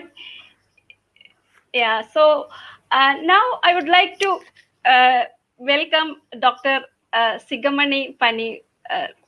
He's a professor and head Department of Social Work, School of Social Sciences and Humanities, Central University of Tamil Nadu, and former coordinator, Department of Applied Psychology, School of Behavioral Science, Central University of Tamil Nadu. He has been a visiting research professor at the School of Public Health, University of Minnesota, visiting professor, Jisho University, China, guest professor, Tinajan University of Finance and Economics, and many are there. And he has authored articles of in national and international reputed publications from Palgrave, Macmillan, Sage, Springer, Bloomsbury, Cambridge Scholars, etc., and 16 academic reference books published by Macmillan, Springer, and Bloomsbury. He is recipient of prestigious Raman Fellowship, hosted at the Division of Environmental Health Sciences, School of Public Health, University of Minnesota, USA. He is a fellow Royal Society for Arts, Manufactures and Commerce, London, and fellow at Royal Society for Public Health, London. He is a distinguished researcher credited as being the principal investigator of major research projects funded by ICSSR and co-principal investigator for various other projects by ICMR and UGC. He has conducted research in various areas related to new public health management, drug delivery system, public-private partnerships in healthcare, occupational health, and women's health. It's a very proud moment for us to invite you to deliver a lecture on the new normal and COVID-19, human rights perspectives. Hearty welcome to you, and over to you, sir.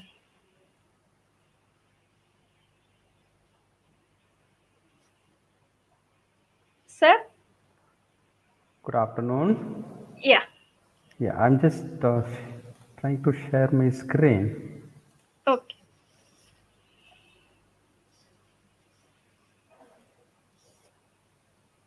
Can you see my slides? And not, yeah, it's coming, sir. Yes, It's sir. It's coming? Yeah, Okay. Good afternoon, good evening to everyone. It gives me an immense pleasure to be part of this workshop. Most respected eminent speakers, dear Dr. D.S. Makkalanban, Head Department of Political Science, coordinator of this workshop, Dr. Preeta, co-coordinator from this College of Liberal Arts and Sciences, Coimbatore, colleagues, delegates, dear friends, good afternoon. Let me thank the organizers for the wonderful opportunity to be part of this workshop. Today's talk, I'm glad that the first session focused mostly on healthcare, COVID-19, healthcare and human rights. So I'm going to continue with the same kind of framework. I would like to concentrate on a new normal life and COVID-19, a human rights perspective. These perspectives are voices from practice dedicated to helping professionals, victims of COVID-19. Today's talk, I would like to concentrate on the following aspects. The first part of my talk, I'm going to bring an insight of the scope of the particular topic and basics and background objectives. And the next session would be on taxonomy of COVID-19, complexities of various waves, country experiences. The main focus would be on emerging human rights challenges in the impact of COVID-19 on lives and livelihood. The next part would be on burden of re-emerging and reinfection of COVID-19, again human rights perspectives, challenges and emerging trends, then followed by specific roles and activities in the management of humanitarian crisis, especially the rights aspects. High priority areas with certain recommendations from across the globe, to prevent future waves, especially protecting the rights of people with reference to health, lives, and livelihood, followed by future research, policy relevance, and concluding remarks. So throughout my talk, I would be referring few keywords that would be related to new normal, re-emerging COVID-19, human rights, health inequality, humanitarian crisis, marginalized and vulnerable populations, and rights-based approach. 2020, it's not yet over yet. Still we need to spend some more days. But the way we have experienced this year, several disasters, including the pandemic crisis. So there is centered focus of the entire crisis was the human rights focus. According to UN Secretary General, COVID-19 pandemic is a public health emergency, but it is far more. It is an economic crisis, a social crisis, and a human crisis that is fast becoming a human rights crisis. Today's talk, I'm going to bring the dimensions of human rights crisis. It's another quote. I think people haven't understood that this particular pandemic isn't about next couple of weeks. This is about next at least 2 more years.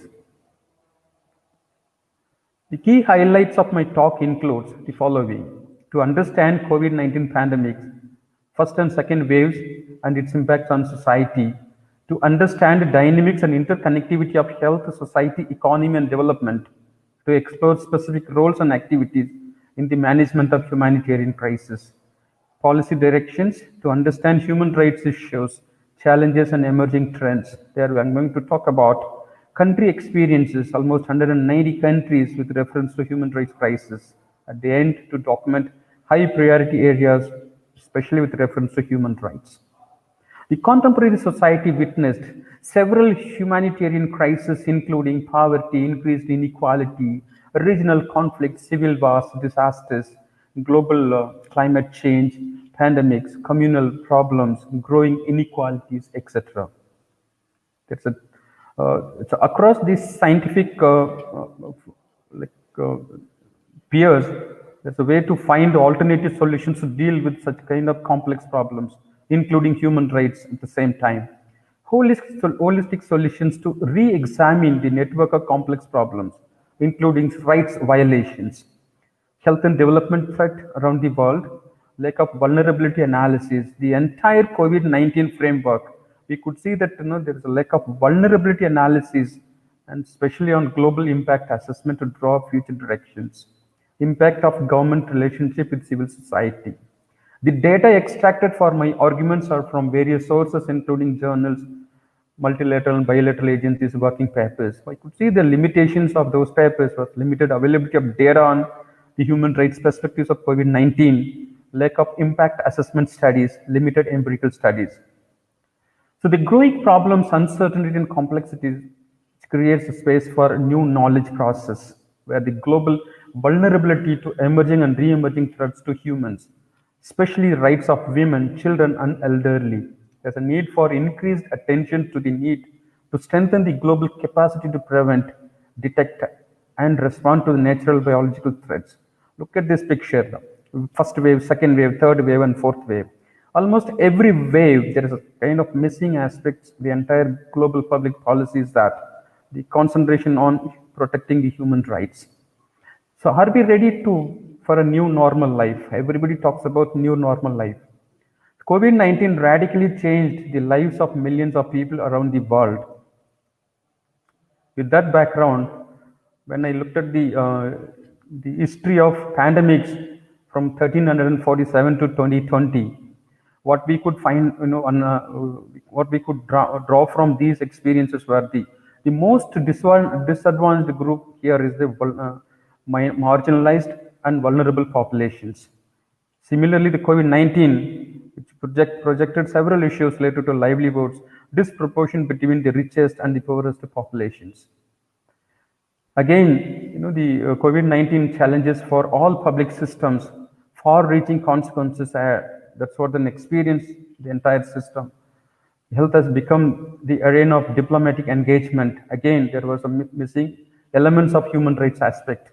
Same, no single agency can work alone to effective control and mitigate its impact. With that background, it developed 5 major objectives for this particular work: to understand the emerging and re-emerging COVID-19 pandemic crisis, to understand burden of re-emerging COVID-19 humanitarian crisis with human rights perspectives, to synthesize challenges and emerging trends, to develop specific roles and activities in the management of humanitarian crisis, including high priority areas, to explore country responses for solving humanitarian crisis with human rights perspectives. Research questions: why do we human rights matter in pandemic situations? How does new normal impact marginalized and vulnerable populations? Human rights violations: where do vulnerable stand? What new normal reveals about human rights? Human rights violations remain a major threat to global public health during the pandemic. Strategic measures to address human rights in time of new normal life. These were the questions, research questions I would be looking at in this paper. The first and second wave analysis, I don't want to repeat the whole episode of the entire COVID-19 process. One point I would like to highlight over here. It was started in December 2019, today 10th December 2020. It affected like more than 7 crore population across the globe, 1.5 million deaths. That it's a direct clinical manifestation of the particular virus. But what about others? What about the survivor of survivor of the COVID-19? Though the human rights, it's not just only about the victims; it's all about the generic population. So I would like to highlight 1 or 2 points here in this slide, because most of the points have been already discussed. So here the taxonomy of COVID-19, the wave analysis, which talks about various government measures which is directly linked with the violation of certain rights. So India has adapted various public health measures which included social distancing measures, nationwide lockdown to reduce the risk of exposure and so on. But ultimately that lead to several aspects of human rights violations. Again, another side of the argument is that human rights based public health approaches indeed needed at these junctures to deal with the lives and livelihoods. Solving the humanitarian challenges is the topmost priority across the globe. Much remains to be done globally at this juncture to safeguard the rights. The COVID-19 pandemic and the associated economic and social crisis are posing huge challenges, including human rights crisis, availability of best accurate information, free, affordable, and COVID testing and treatment protocols, emerging issues related to jobs, income, social safety net, and so on. One of the most serious challenges the world faced in the recent times, I could call it as the human rights challenge too. The total cost yet to unfold. Restrictions on economic activities which posed huge challenges on human rights. High economic and social costs around the world due to social distancing and lockdown measures. Dual burden on marginalized and vulnerable populations.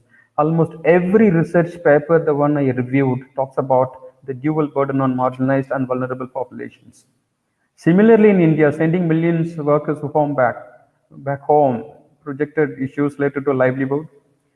And then UN predicted that more than 30 million people could fall into chronic poverty in the absence of active policies to protect or substitute the income flows to vulnerable populations. This will severely impact the health and well-being of larger parts of the population. The emerging human rights challenges in the impact of COVID-19 on lives and livelihood includes health inequality, educational impact, gender issues, domestic violence, individual isolation, psychological impact, economic impact. The COVID-19 is unleashing a human development crisis, hitting hard on all human development constitute elements, that political impact, environmental issues, person with special needs, including elderly issues, religious impacts. Now, the question here is that whether we need to have a public policy to rebuild the economy with fulfilling the rights, especially the basic human rights. Burden on re-emerging and reinfection of COVID-19 key lessons, how India must prepare for a third wave or fourth wave of COVID-19. I would really like to highlight the most important relevance of providing the employment opportunities, alternative livelihood opportunities at this juncture in the entire world, especially in Asian continent, in India particularly.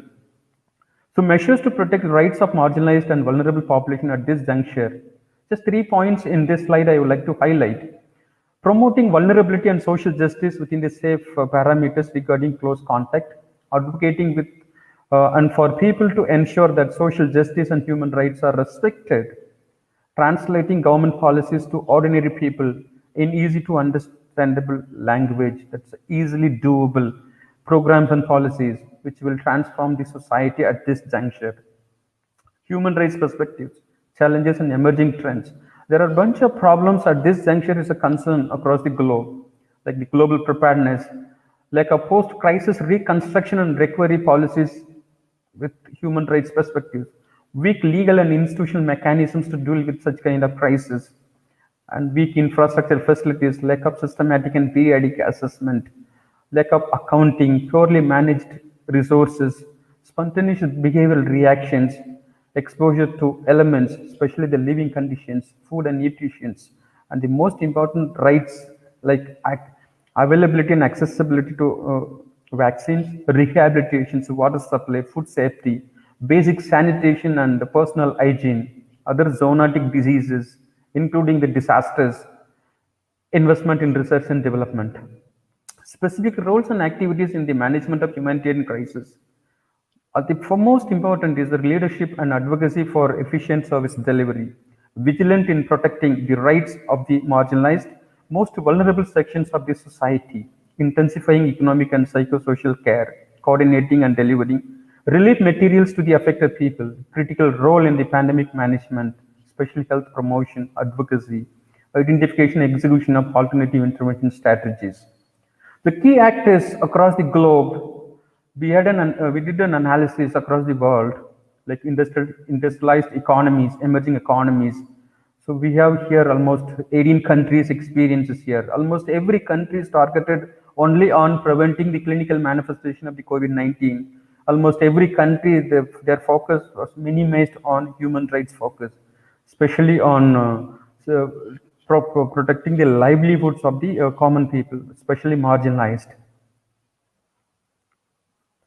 Here, the third wave, re-emerging countries, again, across the globe, it was predicted that it is not just only the COVID is going to create problem. Again, the way the things is moving around on the economy, livelihood, and lives, which will again have a major impacts on the society.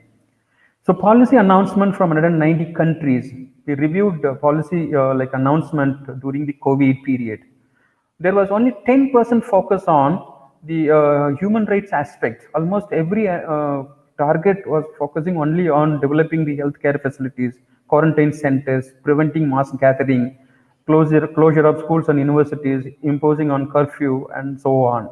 But there was a limited focus on targeting on the human rights aspect. There's another here in the frontline health workers, mere violation of the human rights across the globe, especially in the Asian countries. Lessons from countries, experiences. So we could come out with 15 major lessons. I would like to highlight 4 major lessons due to time constraint. We must avoid partial solutions at this juncture, especially on rebuilding the economy. We must believe in science rather than believing in ideology or assumptions. Specific efforts to monitor and protect health care of essential health workers. Like of farmers and laborers, we must protect their rights and entitlements, protect rights of marginalized and vulnerable populations. So with the rights-based perspectives, the various dimensions of rights, especially on right to health, that is indeed essential aspects of this particular discussion. Right to health and right to employment and so on.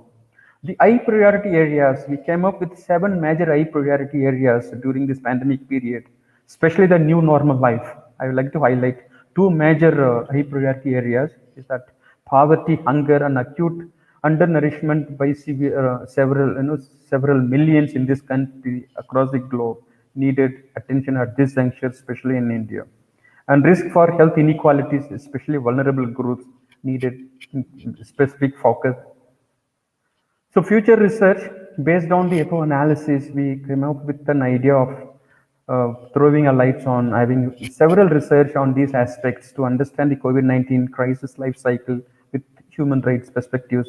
Causes and consequences needed an exploration, especially recovery, mitigation, response, and the preparation. Revisiting data set, redefining relevant methodologies to understand the scenario. Search for relevant information sources, global monitoring framework, and SDGs goals. Synthesis of evidences is needed at this juncture to project the problem, actual causes and consequences of the problems, ensure adequate quality of work, and communicate the same with multi-stakeholders, including policy briefs. To strengthen community-based risk assessment, replicate the best practices. For example, few countries like Japanese practice, New Zealand practice, Australian practices were turn out to be better practices than the other countries. Learn from the field with the diverse multi-spectral partnerships. Policy relevance at this juncture, especially on the human rights aspects, we need credible communications to the public without politicizing the message that can be given by only the states. Drawing together, working together, global approaches to mitigate the impact of COVID-19. Government need to focus on providing authoritative information via multiple sources to ensure accurate data. There's a need to increase transparency to recognize the potential for psychological burnout. That means here there's so much of violation of human rights, especially on the basic rights. Vaccines and therapeutic agents, we need to provide access and availability of vaccines to almost everybody. Government need to strike a balance between protecting health and respecting human rights. It is not just only providing the clinical manifestation of this particular virus, at the same time, the respecting human rights also needed. New priorities and network national spending priorities. The government should address the long-standing challenges of health and nutrition of low-income households. Most effective interventions at this juncture, power and legitimacy with global health is needed at this juncture. What I feel here, emerging human rights need to create a synergy between society, economy, and development without violating the human rights. Need more community-based research for understanding the pandemic's risk in all its dimensions, especially violation of human rights. At this juncture, there's a need for data management to generate reliable data and epidemiological information to guide policy making and implementation process. It's like without data, you are just another person with an opinion. We must believe in science. We must believe in research. We must conduct several impact assessment studies. There is a need to have a felt need assessment and community empowerment to integrate alternative livelihood enhancement programs in order to ensure universal health coverage at this juncture. Active and effective legal enforcement system is needed at this juncture for greater engagement of all parties, strong regulatory and institutional responses. Public accountability crisis and social responsibilities is a new form of multi-layer governance for global health. So through that advocacy, accountability, and transparency, legitimacy is needed at this juncture to deal with the human rights issues, especially during the crisis. To sum up, to strengthen the public health surveillance system and preparedness for pandemic management through research, capacity building and action, collaborating with institutions to provide support in surveillance, preparedness, and capacity building during the crisis, development and delivery of training courses related to human rights aspects, strengthening sustainable and institutional mechanisms to control virus transmission risk factors, inter-regional and national public health and emergency management, access to essential medicine, resource sharing, and investment in research and development. So human rights are critical for the response and the recovery. That's what I said earlier, like loss of lives, injuries, economic loss, and so on. Almost every aspect, there's a need for effective strategy and strategy mechanisms to enable the international organizations to deal with the long-run social and economic consequences. To conclude, extensive and systematic assessment indeed needed at this juncture, connecting with all stakeholders as individuals, establishing mutual trust, so distributing leadership responsibilities, communicating with clarity and regularity, implementing pragmatic and innovative approaches to deal with pandemic management across the globe, develop strong linkages between strategic partners, including the community. The community has been really missed out. When we talk about the community, the human rights plays a major role, promoting inclusive community-based approach, learning from prior experience, political will and effective leadership role. So what we require, we must be better than we were before. So I would like to highlight one major aspects of the spotlight of human rights at the front line. According to Gandhiji, the earth, the air, and the land, the water are not an inheritance from our forefathers, but on loan from our children. So we have to hand over to them at least as it was handed over to us. Money may be yours, but the resources belongs to the society. To protect the rights, right to life and duty to protect life, it is everybody's responsibility. All of us can be part of the entire the spotlight of protecting the rights of everyone. Stay safe, healthy, connected, keep learning. Thank you.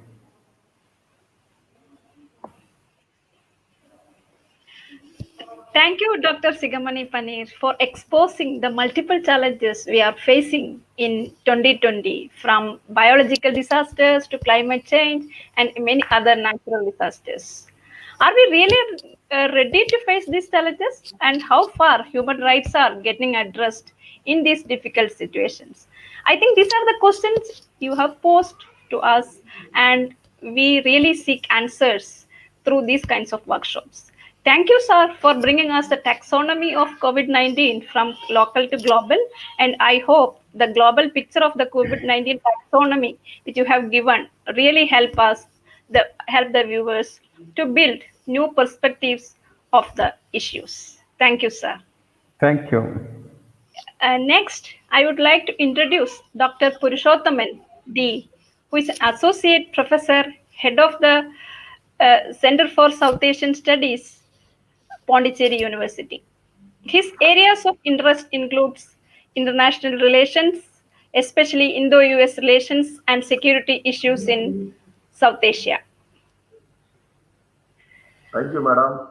Thank you for your. He has conducted various research projects titled Scheduled Caste Education in Pondicherry, Attainment and Challenges, funded by ICSSR and as well as UGC. He is a life member of Association for Canadian Studies and South Indian American Studies Network. He has immense publications to his credits. I am so happy to invite Dr. Purushothaman for a session on human rights under COVID-19 pandemic. Over to you, sir. Thank you, madam. Thank you. Thank you. Thank you for your kind words. As well as, first, I would like to thank our organizer, Dr. Makkalanban. He is a good friend to me. He is a good scholar, as well as good human being. He is a good human being. I liked him very much. Thanks for the great opportunity. And also, I would like to thank you that your institute, the principal, and other higher authorities for conducting such a beautiful seminar, online seminar. Really, this is a great work. So I wish you all the best for the future endeavors also. Now I would like to start. Most of the points has been covered by our senior people. Anyway, so this present COVID pandemic created great challenges to humanity. There is no doubt. So you.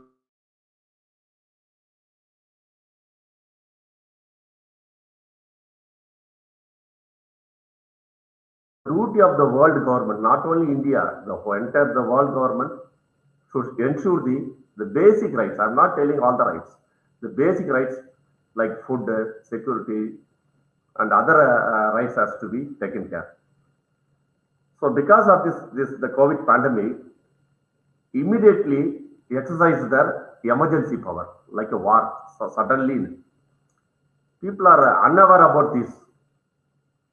Suddenly, this emergency made them put them in very uncomfortable situation. See, people like some people are able to afford. For them, that's not a problem. For them also, it's a problem. So not only that, the state imposed various restrictions.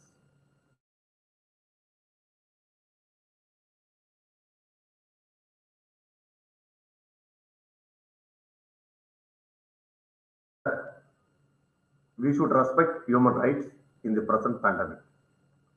They are advising that promote health care, put the human dignity in front, like that.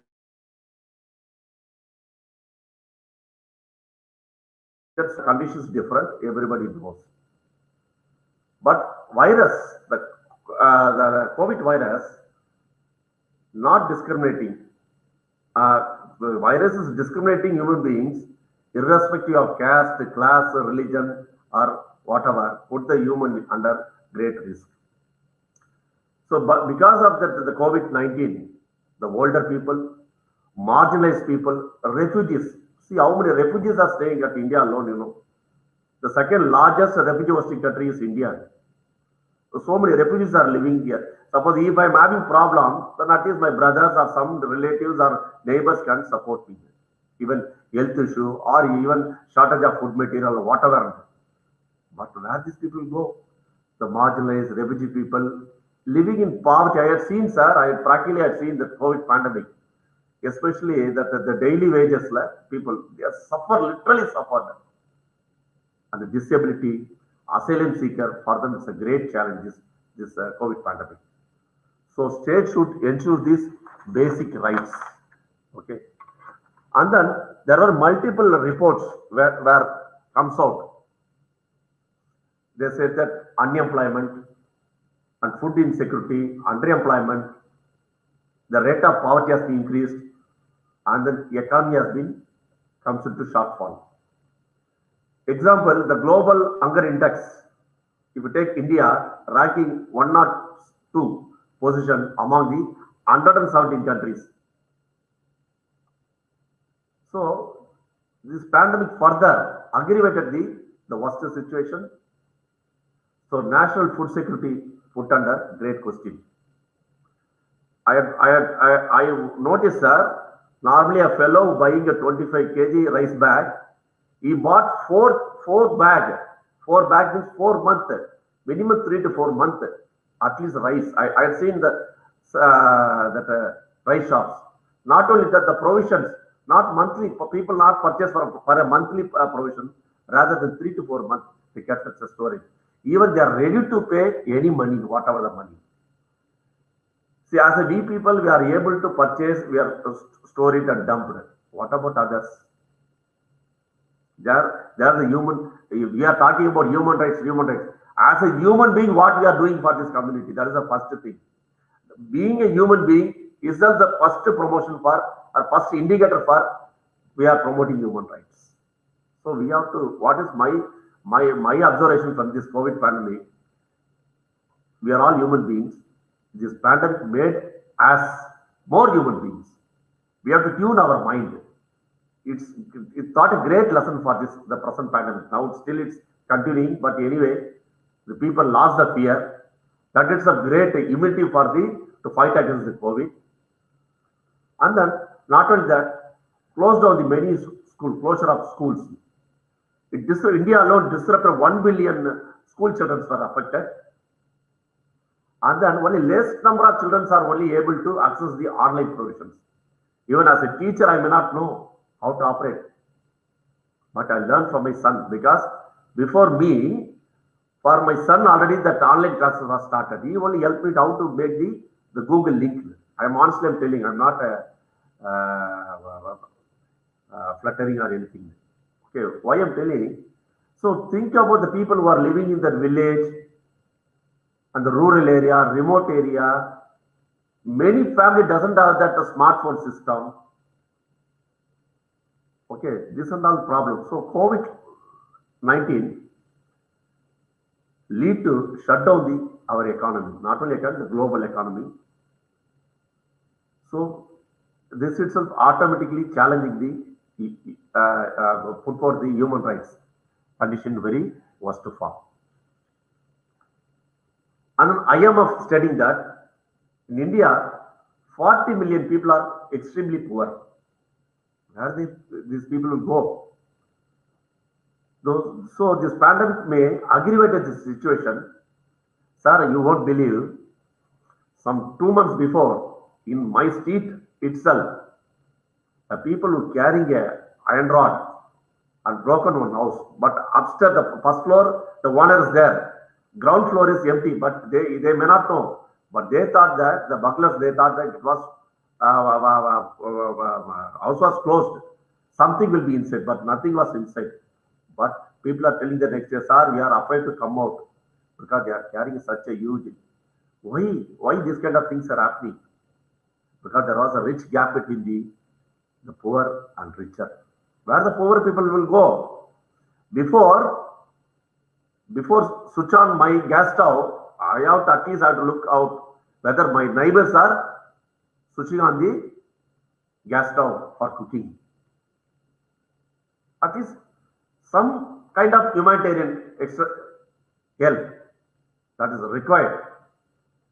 That is the real way to, as an individual, that's the real contribution in promoting human rights.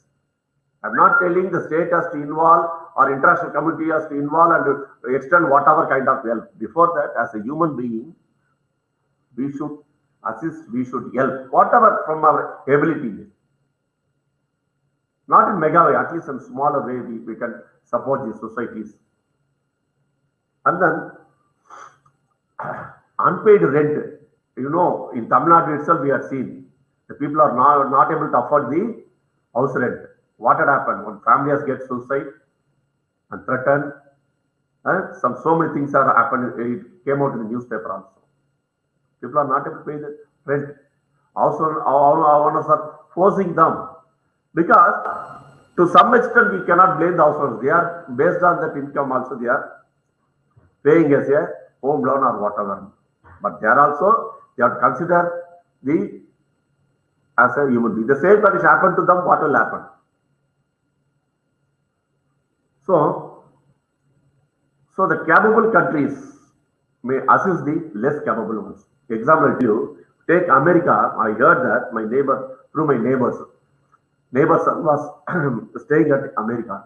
2 lakh rupees has been deposited in his account alone. Not only per member, 2 lakh rupees was deposited. But that is not possible in India, a country like India. So what to do? The government should take some, at least the minimal support. They did. I'm not denying that. But as per this population, huge population, take about hospitals. Many people having many problems, the diabetic, the chronic heart disease, blood pressure. No doctors are ready to assist or guide at that time. Most of the hospitals are closed down. But did you know that one good thing is happening that one bad thing, others at the same time, good thing also happened. All the restaurants are closed. People don't have the option to go and eat outside. Most of them are taken within the family itself. So they got the family food. Really, I'm telling you, the health has been improved a lot in this COVID. And then, if you go to doctor, simply you will say, because if you take human, but definitely some problem will be there. You say any problem, immediately the doctor will take a big, you take the pad and write so many medicines for that. So these kind of things also has been avoided during this pandemic. But at the same time, another side, people who need really help, they are also not able to get the access. In the beginning very short period. I felt some problem. I don't know how to go and approach, but I took some self-medication itself. So think about the elder people. Where they'll go? Who will support? All the hospitals are closed. That also human rights violations. None of them are. If you take Chennai, most of the top, you may not know, most of the topmost doctors have died because of that corona. They sacrificed their life, threatening the life. Doctors also human beings, nurses also human beings. That also you have to take it in the account. That's why I'm telling, as an individual, we should contribute. We should not expect everything from the government will do, X will do, Y will do. As individual, what is your contribution? So group of individuals, that they will do a massive work to this community. At least your streetmate or your neighbors or known friends you can support. At least you can buy some provisions or distribute, because many of them lost the job. Daily wages, if you go, then only they can bring the bread to their family. In such a case, that is this pandemic leave. And then the UN High Commissioner for Human Rights, Mitchell Bachelet, said that no effectively combat the outbreak means ensuring everyone has access to treatment and is not denied health care because they cannot pay for it because of stigma. See, another thing, pathetic thing which happened. Package. The doctors, corona patient means package. How much? Not 50,000 or 1 lakh. Minimum, the lowest hospital, they charge 3 lakhs rupees. The top most, I don't want to name them, the top most hospitals, they charge 9 to 10 lakhs rupees. Just a corona admission. That also human rights violation. What government did for this kind of behavior? Huh? And also, I heard so many things, I don't want to say in the public. And so, the concern, so what I wanted to say, the concern of the most human rights group is now shifting towards the vaccination procedure for coronavirus. So it is crucial for vaccination to be accountable and transparent also. Universal and equitable access to safe and effective COVID-19 vaccines is critical to ending the pandemic. Or no vaccine provides absolute immunity, preventing severe illness and death while protecting the livelihoods and allowing battered economies to recover from the consequences of the pandemic. Human Rights Watch argues that governments spending public money on COVID-19 vaccine should take all possible measures within their power to ensure the scientific benefits of the research they fund or share as widely as possible, to prevent the unacceptable privatization of profit for some over benefit for all, and to maximize vaccine availability and affordability within the shortest possible time. The Indian government is also expecting the 2 vaccines against COVID-19. One is Oxford AstraZeneca Covishield and Bharat Biotech Covaxin to be availed by January, and around 4 vaccines by the end of April, increasing the prospect of adequate supply to inoculate some 30 crore priority population by July.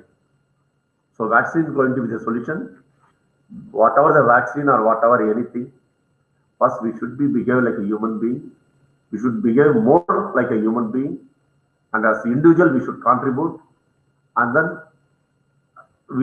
that is a basic idea to overcome this corona. If somebody affected by corona also, we should not treat them differently.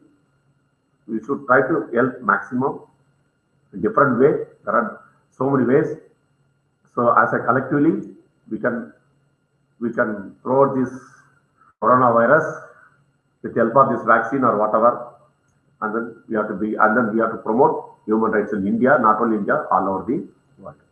Thank you for opportunity to express my view. I would like to thank Dr. Makkalanban and their institution, particularly principal and correspondent, and whoever the higher officials for giving this platform to put up some ideas before you. Thank you very much. With this, I'll wind up. Any question session, I am ready to answer. Thank you, Purushothaman sir, for the talk which actually came from your heart, and your observations really matters, which are rooted at ground level. You have also highlighted the current shift to making vaccination, and as you rightly pointed out, it may again pose issues related to human rights in terms of accessibility and affordability. Thank you, sir. Sure. Next, I would like to introduce Dr. Kadiresan Lognathan, who is an assistant professor in Department of Social Work, Assam University, Silchar. Prior, he was serving as a research assistant at Center for Social Medicine and Community Health, Jawaharlal Nehru University, and associate research officer at Christian Medical College, Vellore, and a lecturer in Sri Ramakrishna Mission Vidyalaya College of Arts and Science, Coimbatore. He has conducted various research on RCH care services, examining its utilization in Northeast India, funded by ICMR. After completing MPhil and PhD from Jawaharlal Nehru University, he has published many national and international journals. We are so happy and proud to have you with us to deliver a lecture on the epidemiological road towards a more resilient and sustainable society. Welcome, sir, and over to you, sir. Thank you very much. Good evening, everyone. I'm grateful to Makal Ben and Dr. Preeta for connecting me with all the participants and most importantly, one of my teachers, Professor Sangamitra Acharya.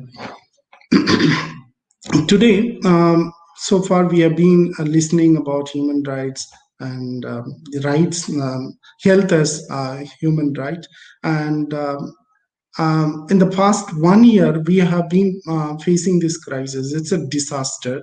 It's a humanitarian crisis, and a lot of enforcement were placed on society. And India, we had experienced very unique phenomenon where people were migrating from urban to rural areas, and also health system were completely neglected, and entire health personnel were devoted to corona service, and even educational institutions were closed down and became COVID care services. All these had happened, and it's good that when a crisis is there and all these institutional and multi-sectoral coordination is taking place, but at the same time, a wrong policy and without any scientific input and without a coordinated effort, what will happen is it will deteriorate the condition more, and instead of mitigating the problem, what would happen is it would create a lot of inequalities and a lot of human suffering. That's what is happening. And many people have lost their job. Many people even lost their lives because of not getting proper treatment on time, and even institutional deliveries were denied in some parts. All these are problems. It's not that the government is not willing to provide all these services, but it was somewhere it was mismanaged, and all these happened because the entire issue, this pandemic, is somehow is not dealt with an epidemiological approach. Like epidemiologist is a person who is a kind of biostatistician, and he would have multidisciplinary knowledge. And what had happened actually in India or elsewhere is that all these TV personnels and news reporters, they became the statistician and they became the epidemiologists. And what ultimately happened is, and we were puzzled with so many words like or not, and so many other epidemiological terminologies. They try to explain what is this epidemic curve and what is this growth rate, whether it's declining, and day-wise data, and more numbers were displayed on the screen, and people were becoming more panic rather than these data helping them to overcome this problem. And what would have actually happened is that whenever there is an epidemic in the past, or epidemiology is one of the oldest discipline in the world, like more than 2,500 years, this discipline is helping the human population to face various kind of diseases and the health related events. And with the science and with the numbers, because epidemiology deals with the quantitative data, they were helping us. Epidemiology helped us to overcome the past problems. But what has happened in China, Wuhan, is something that is unprecedented, because usually in an epidemiology, whenever an epidemic or any outbreak takes place, the epidemiologists would visit the place, conduct a kind of field work where they will collect the data, because what they are going to do is they are going to collect kind of observational or experimental data, and observe the frequencies, the patterns and distribution of the disease among various population, particularly a specific population, and find out what are the determinants, what causes this disease or an outbreak, and then apply the study, the scientific study they conducted in the field, and introduce kind of intervention, and thereby the disease is controlled. That is doing this is known as epidemiological approach. And epidemiologists deal with a lot of other things, like they count cases, or they measure rate or percentage, or the numbers that describe the population or the disease occurrence, and compare with various groups. These are the work that epidemiologists do. And in the moreover, epidemiologist also explains what is the concept of disease, that what are the agent, host, and environment, that kind of epidemiological triad, or in case of any non-communicable diseases or lifestyle diseases, causal pies charts will be created, and they will generate a lot of this graphs, like epidemiological curve, or kind of line chart to show how the disease is occurring day by day. And this is called prevalence and incidences. And also it will explain, epidemiology will explain the natural history of disease, which is how the disease occurs in human population, starting from the impact or the infection, exposure to the infection,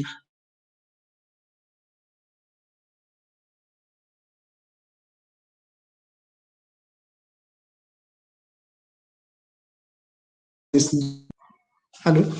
All these are explained by epidemiologists, and even chain of infection, where mode of transmission of a disease, particularly communicable disease, how it is transmitting from person to person. What are the modes, like vector-borne, airborne, or vehicle-borne disease factors. All these are explained through this chain of infection, and recommend appropriate intervention, where they apply all this interdisciplinary knowledge, and introduce a kind of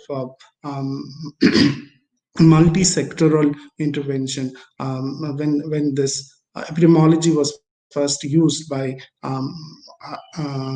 John Snow in 1854, even some 20 years before the invention of stethoscope, what he did was he had collected the data, went to the field, and observed what causes cholera in London, and identify what are the determinants, what are the causative factors, and who are affected, and what is the source of water collection, where this water is coming from, all those, whether it's contaminated or good water. And then an area was marked as contaminated area, and then the water was purified. And that way, it's not simply epidemiology recommends some kind of clinical curative services. Epidemiology provides an intersectoral, multidisciplinary approach, where people participate in the intervention, and the outbreak or the transmission is arrested, and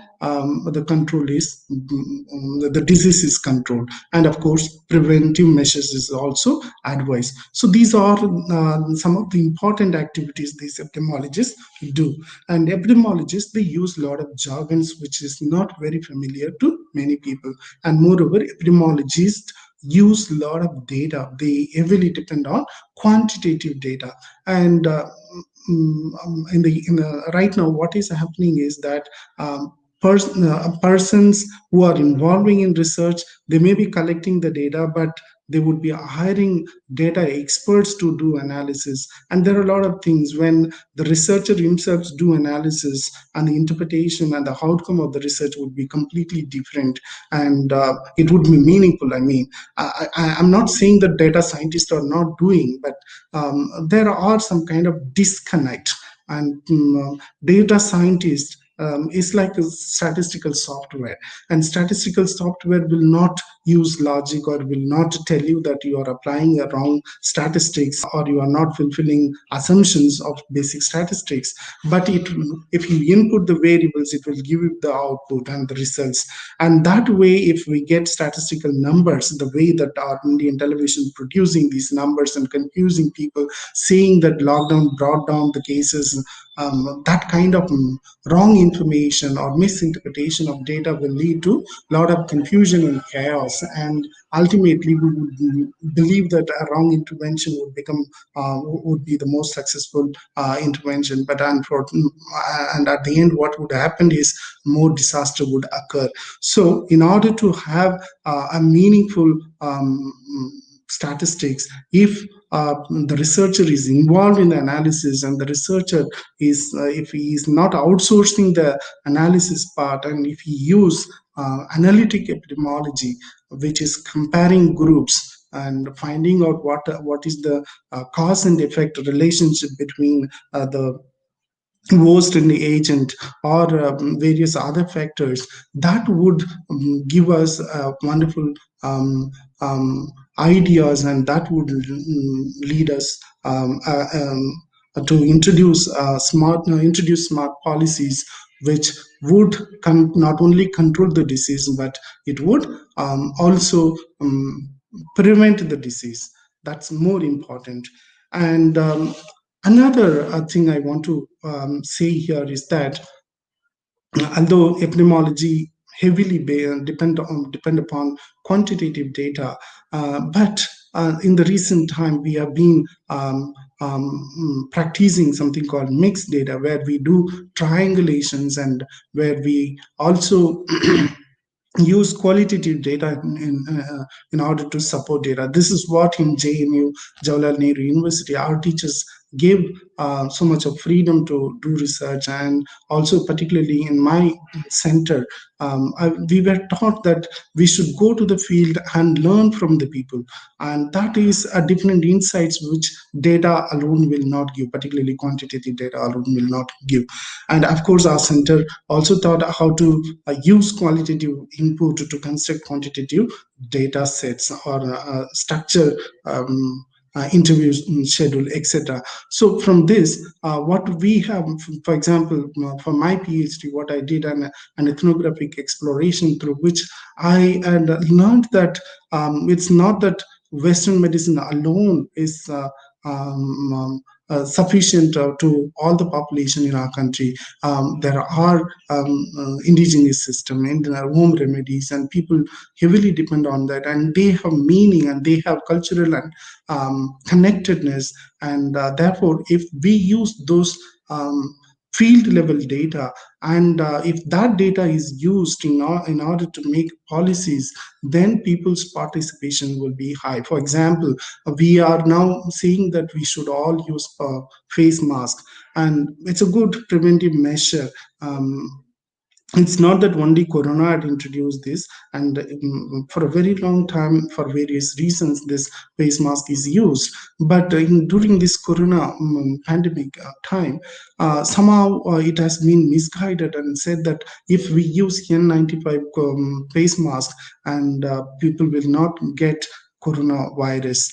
This kind of misunderstanding or a kind of myths is created, and also many people are not now they are not using because they are fed up, and they are fed up because we are not approached this entire crisis with kind of this popular knowledge, or we have not learned from the people, or we have not included people in making policies. What we did is we advocated, or we authoritatively enforced that if you want to live, you have to do this. If you do this, then you are responsible for spreading the virus, and a kind of victim blaming is a practice that is quite unnatural, and it is not ethical. So what I would like to tell you here is that we should depend on quantitative data in making policies, but at the same time we should also use qualitative inputs in order to understand the people's perspective and people's meaning. And if that is included in our policy, and people will participate well, and such a participation will create a healthy community and a more resilient community. And in case any such disaster occurs once again, they could very well strongly mitigate and overcome the problem. With this, I'll stop. Thank you.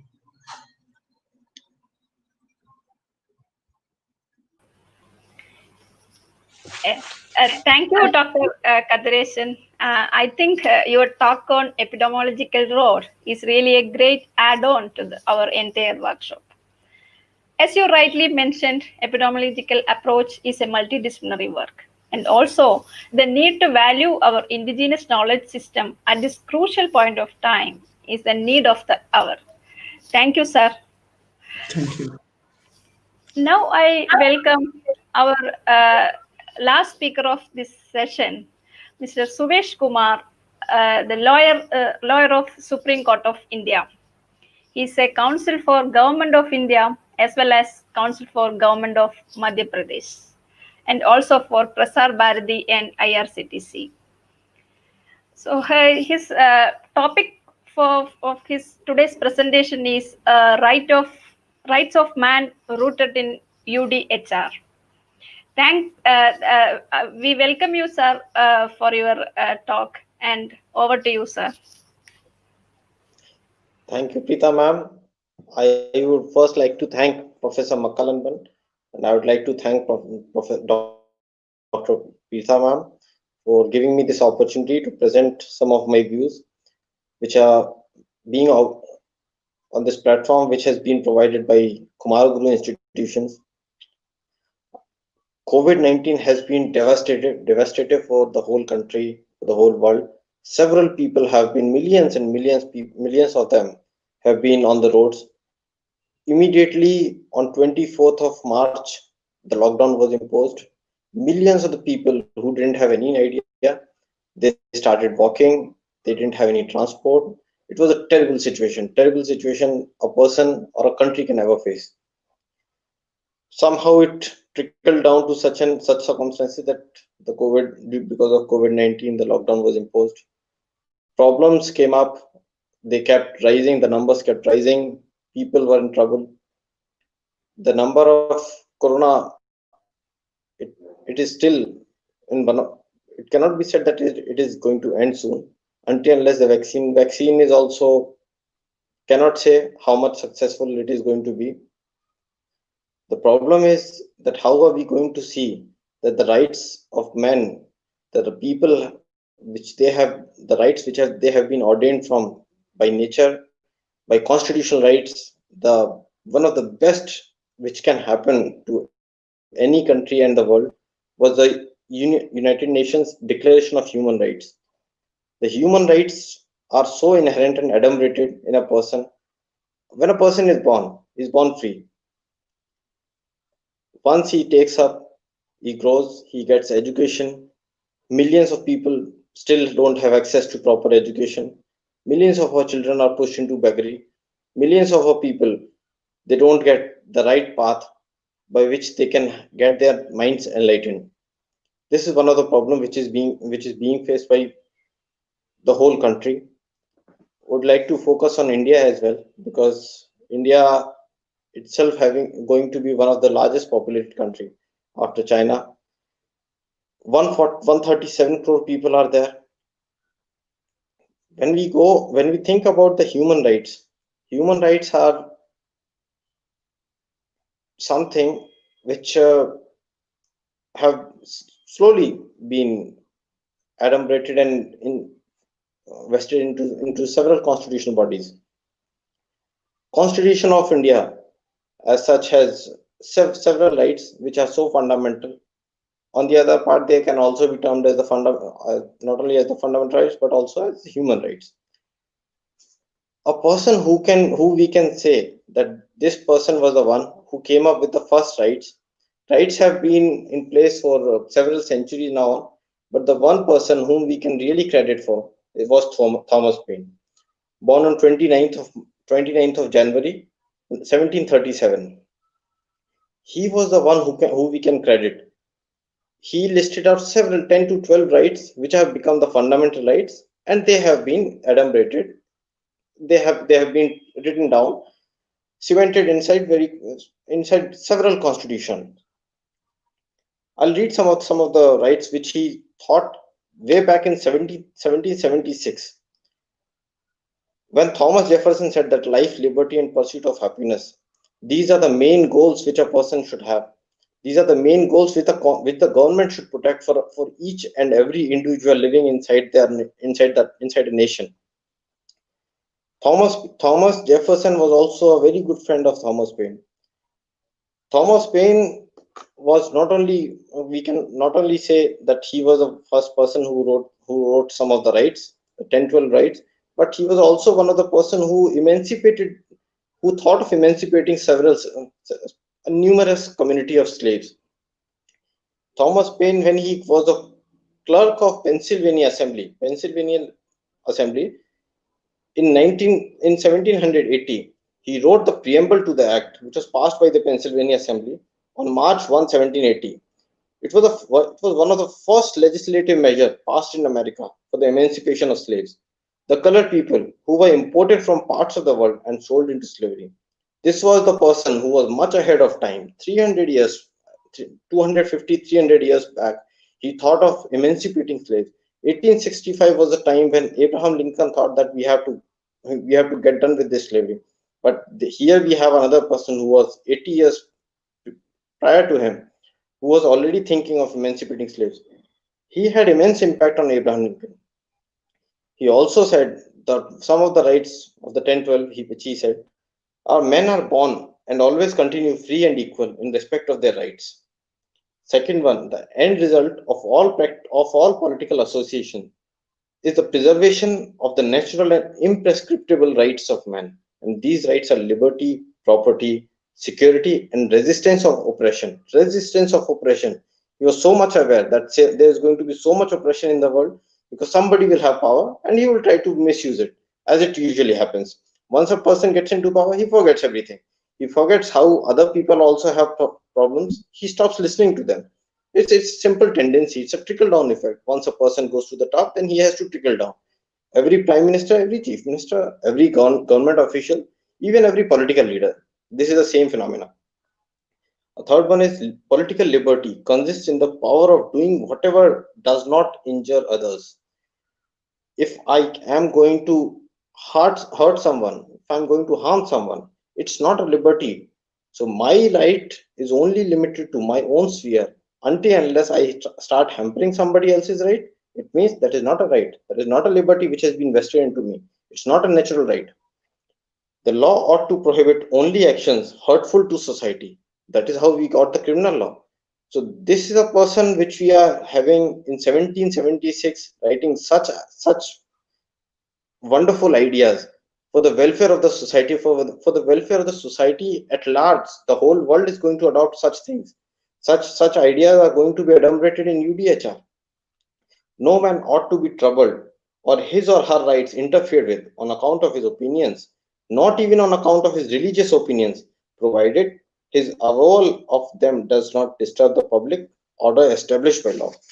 So even for religious views, in case if I differ from your religious views, you cannot hold me liable. You cannot say that, okay, we have to confine this person, we have to take this person away from the society just because he's thinking different. Every person was thinking different at a point of time. May it be Charles Darwin, may it be Galileo, anybody. Every person who is much ahead of time, those ideas have taken us to the present world. We are inventing different inventions we have come up with. All those people were much ahead of time. Sixthly, we'll see the unrestrained communication of thoughts and opinion being one of the most precious rights of man. Every citizen may speak, write, and publish freely. Article 19, right to free speech, it clearly hits the mark. Right to free speech is not only fundamental but also the natural right. As soon as a child is born, that child is born with that inherent right of free speech, free expression, the freedom of expression, whatever he wishes or whatever a girl wishes, whatever he or she they may wish, they can definitely say it, they can definitely publish whatever their ideas are. This is why UDHR has a bigger role to play in today's world. Seventhly, every community in which a separation of powers and a security of rights is not provided for wants a constitution. The same was the situation for the United States. The same was for India. The same is for different countries. More than 180 constitutions we have gone through. Several constitutions. Countries are coming to existence. They are coming up with constitutions. UK, for that case, has been an exception. They have framed such rights through their parliament. 1680, I think 1680 or 1688, they had the writs of habeas corpus. At that point of time, when we were trying to construct some big forts and everything, the kings were fighting for a small patch of land. They were working for the writs of habeas corpus and writs of certiorari. We can think that how forward thinking these people are. Then we'll see no one can be accused, arrested, or held in confinement except in cases determined or procedure established by law. Until unless procedure prescribes, until unless there's a procedure prescribed by law, I cannot confine anybody. I don't have a right. These are the Universal Declaration of Human Rights, which have slowly trickled down and which have become cemented in several constitutions. Rights which are so fundamental and basic that a human cannot live the best of his life without them are the ones which were listed and enumerated in the UDHR. It also brings us to another question, that what type of society are we trying to build? We have in today's world, because of Corona, the situation has become worse. Around 40 crore people are going to be pushed into poverty. It was published, I think, 2 months back. Even apart from that, we'll see that child rights issues are one of the most depressing for any person, any individual to read. The child rights are being violated every day. Each and every day we are hearing about it. Children are being bought and sold into beggary. They are forced to beg on the streets. Another is women are being trafficked across the countries. Children are being trafficked across the countries. Labor rights issues we have. Over a period of time, we are seeing that labor is being troubled. Labor are not being paid, even though we have the labor rights, but they are not having such adequate safety which we should have. Another issue which we have is illiteracy, huge illiteracy. Because of Corona, millions of children are out of school. They don't have the facility to buy a mobile phone or buy a webcam. They cannot attend the classes. Unemployment. The children who are unemployed or who are uneducated, who are going to be illiterate because of the Corona. Apart from that, their family, their parents are going to be unemployed. They already are, and much more is going. It's going to take a severe course, resulting into poverty. Then we have, in case if a person doesn't have the money, he's not going to afford adequate healthcare services. The health problems are going to arise. Lack of social security. After 75 years of independence, we are still facing that a person, if he dies in a road accident, if he doesn't have adequate, if he's not if he's not earning well, if he's a farmer, if he's a poor person, they don't have any sort of social security. Government may boast anything whatsoever, any government whatsoever. State government, local level, we don't have any. They don't have much resources. Much resources are being allocated to local governments, but they are not able to take care of it. It comes again to the same criminal issues. The people are having severe crime issues. Yesterday, I was reading in Bihar, again, numerous crimes are happening. Some time back, we were reading that a girl was raped, then she was cremated by the police itself. Her family was not even available. Some people were being troubled. Her own family was being haunted by the police. What sort of society are we trying to build? A society which cannot take care of its own citizens. Is that kind of society we want? We have to look not only to the future but also to the past. How we are going to achieve different welfare measures for the citizens. There are several things which we have to think about. Until unless we can not learn from the history, we are not going to be a leader in the future. I would like to end my speech with the saying of Thomas Paine that every person of learning is finally his own teacher. So we have to learn from our own failures. We have to prepare for the future so that we can achieve the best for our society. Thank you.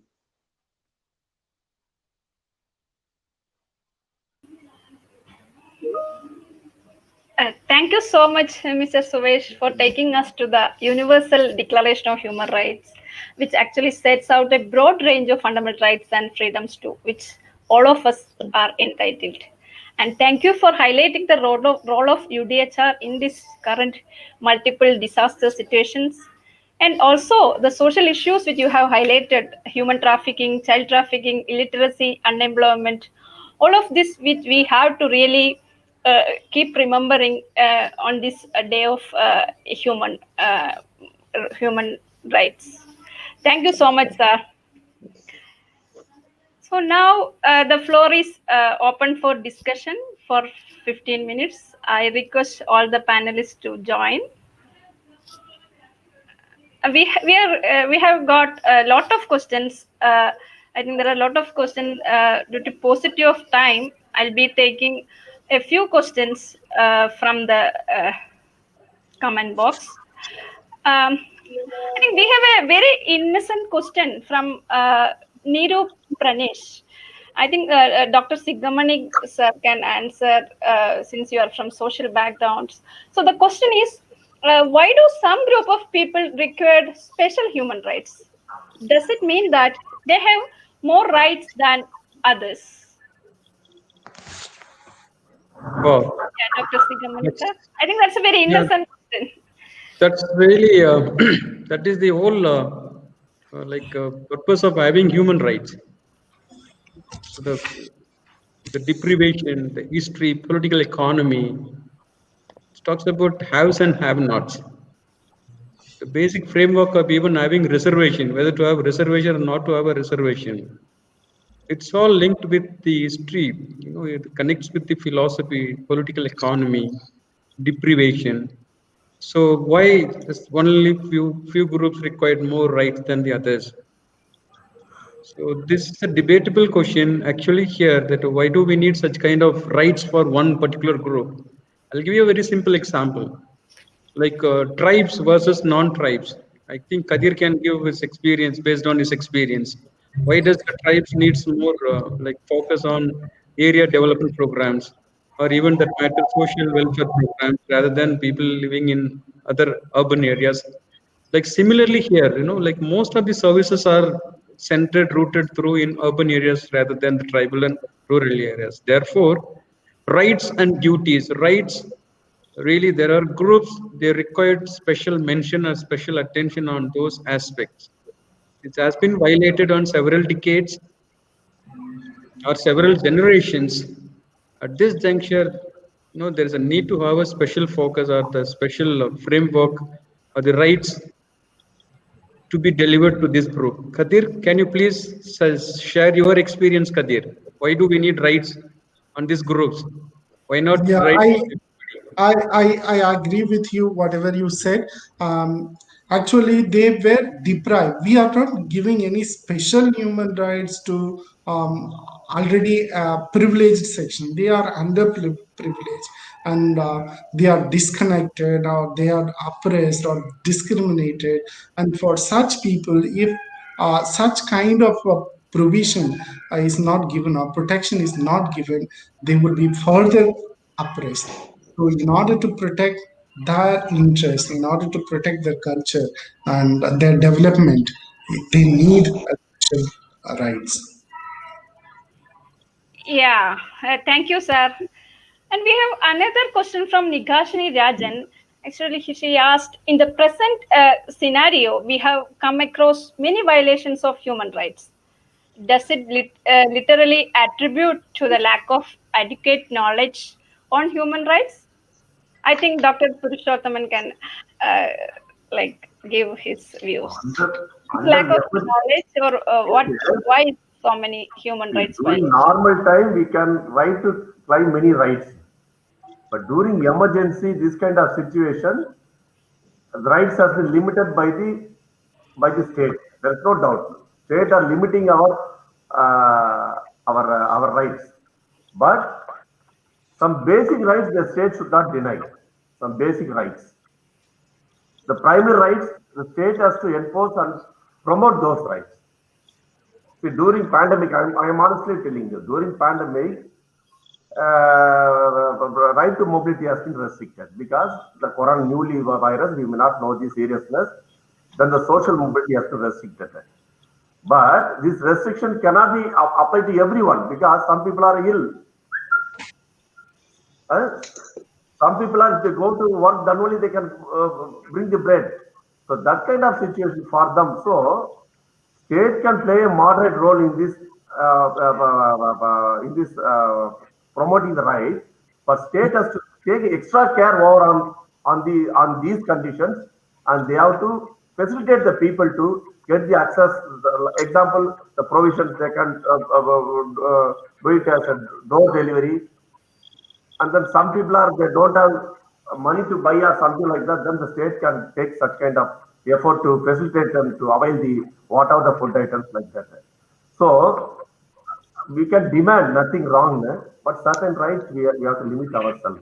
Certain rights we have to limit ourselves, and then certain rights. That's why I'm telling you. For that we cannot expect everything from state. State cannot offer everything.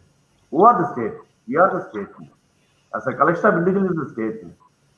Okay, state can put whatever restrictions for our welfare, but state has to take care of the overall the community, and then some basic essential rights they can come out and then can facilitate for those, especially for diseased people. There you cannot put the restriction for social mobility is restricted. Where they will go? Suppose if they are having heart pain, whether they may not know whether it comes through gastric pain or really it's heart pain. In such a condition, they should be permitted to go to visit hospital.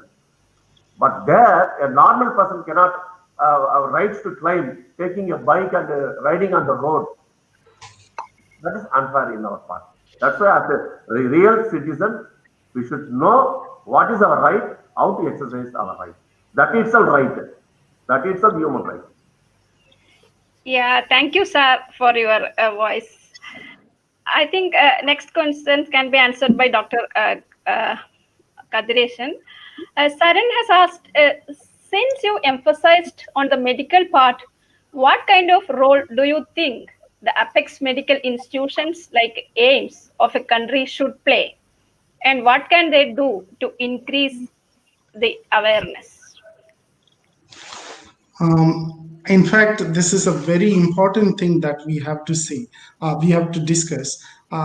It is somehow people don't like preventive and social medicine, specialization that involves epidemiology and creating public education, health education, etc. But somehow people even don't study statistics. They are doctors, but some kind of allergy comes when they have to deal with these kind of numbers. I have personally experienced many doctors sharing this. And when we say you study public health, and they will say that is not a lucrative job. So that is one thing that doctors always wants a kind of specialization which give them recognition, which give them a lot of remuneration and become rich very quickly. Whereas this preventive social medicine or community health is something that we go to the primary level, grassroots level, and understand their needs and understand what are their health issues and health challenges, and accordingly tell them that how they can overcome the problems. So for that, we need the understanding of etymological idea. And apex institutions, they are tertiary institutions. They conduct research. They conduct, they give a specialized, super specialized treatment. Of course, there may be some department would be giving education to or training people, particularly for PSM doctors, but preventive measures should be taken at the grassroots level, at the primary center level, or at the PHC level.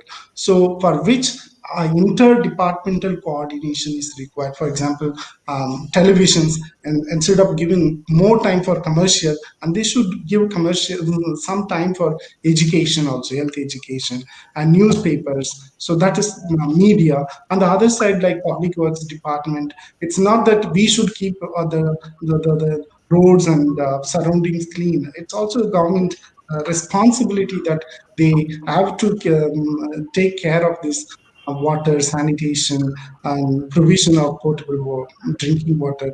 All those they have to take care. So it is something like engineers, doctors, and health workers. They all have to come together and they have to work as a team to impart knowledge and impart health education. So it's not that one institution responsibility to educate people. It is almost every department's responsibility.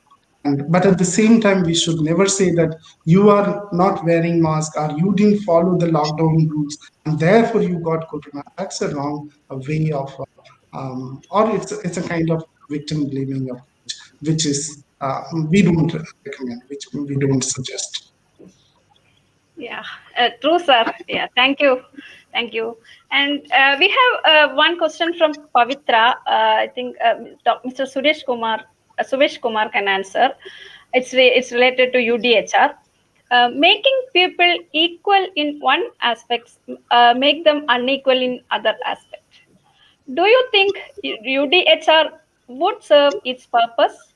If so, how can a society that gives equal rights to all traditions, be realized? Now, it's an important question as well. The issue also happens to be that if we are going to give some special rights, some more rights to a particular specific community, or I'll take a general example. There was an issue which was doing the rounds. Women should be given 33% reservation. Why was it happening? For example, in local bodies, several of the states which I was researching on, 50% of the seats in local bodies have been reserved for women. It was pertaining to their own representation. Even though women coming from different communities, they have to be provided affirmative action so that we can get them to a particular level that they are adequately represented. They are unable to raise their own voices. They are unable to, even though there are fundamental rights, there are universal human rights enunciates that so and so are the human rights. A person cannot be separated from these human rights. Still, we are facing such problems. We are facing such issues. Several developed countries have not been able to do it. Have not been able to achieve the 50% adequate representation. 50% women in a country, and they are not being adequately represented. And judiciary also, same for the executive, same for the legislature. If we cannot provide adequate representation to a half of the population, how are we going to think that we are going to provide a particular special rights for some small minority in a bigger country with a huge population, and we are going to set off a very different rights of a huge community, of a huge population at large. That is why we need specific actions so that we can bring the people who are not being adequately represented in a particular community, in a particular society, in a particular country as a whole. We have to give some people special rights. Women have to be empowered, have to be emancipated. We have to mobilize people at different levels. We have to enlighten them. Until unless we do that, we will not be able to achieve the best standards of the society which we are thinking of. A constitution or the UDHR or any of the rights which we may keep discovering over another century or thousand years, until and unless we are going to make sure that these rights which are already there, until and unless we make sure that these rights are delivered, these rights exist and are executed for the people, until and unless we can make that sure, we are not going to achieve what your question entails, ma'am. Thank you, sir. I think we'll take one more question. Ms. Rinchi Ibrahim asked, is security a human right or a service that must be provided by the state? I think Dr. Sigamani sir can answer, especially when you unravel the taxonomy of COVID-19, how actually the issues like security impinges upon us. Sir, Sigamani sir? Yeah. Please wait. Please wait. Dr. Preeta, can you please come again? Yeah, the question is actually, how is security a human right or a service that must be provided by the state? And when you unravel the taxonomy of COVID-19, how the issues like security impinges upon us? Security is an essential component of ensuring human rights of everyone. The legal enforcement system must ensure safety and security of every individual, especially those who are under the marginalized section, vulnerables. And again, the whole purpose of having lockdown to ensure the security as well as to control the spread of the virus. But it has both the dimensions. One side, one set of people, it won't have much difference on their normal life. People like the laborers from the informal sector, the lockdown will have a major impact. There, the question of security, it will be a debatable issue. But the state can play a major role in terms of ensuring the legal enforcement system to bring that equity at level. Equity, that the equal distribution of resources, equal distribution of other facilities. That's one side of the argument. The other set of the arguments, having said so, like knowing things in advance. Ignorance, that doesn't mean that the violation of rights will be justifiable. It's also time that everybody should know about their rights as well as their duties. The third part here, the multi-stakeholders participation to ensure the security level. It's not just only the state can play a major role. State can play a major role as an initiator, as a kind of the overall stakeholders to ensure, but everybody should play a major role to ensure the security at that level. So therefore, even like ensuring security, I feel like definitely that should be the part of the rights. Similarly, there's another argument among the scientists, believing in science, not believing in science, like promoting evidence-based practices that will again ensure the rights. Not believing in science, just having programs or policies based on intuitions, or based on ideas, or based on experts' opinion, that is not going to ensure the security of all.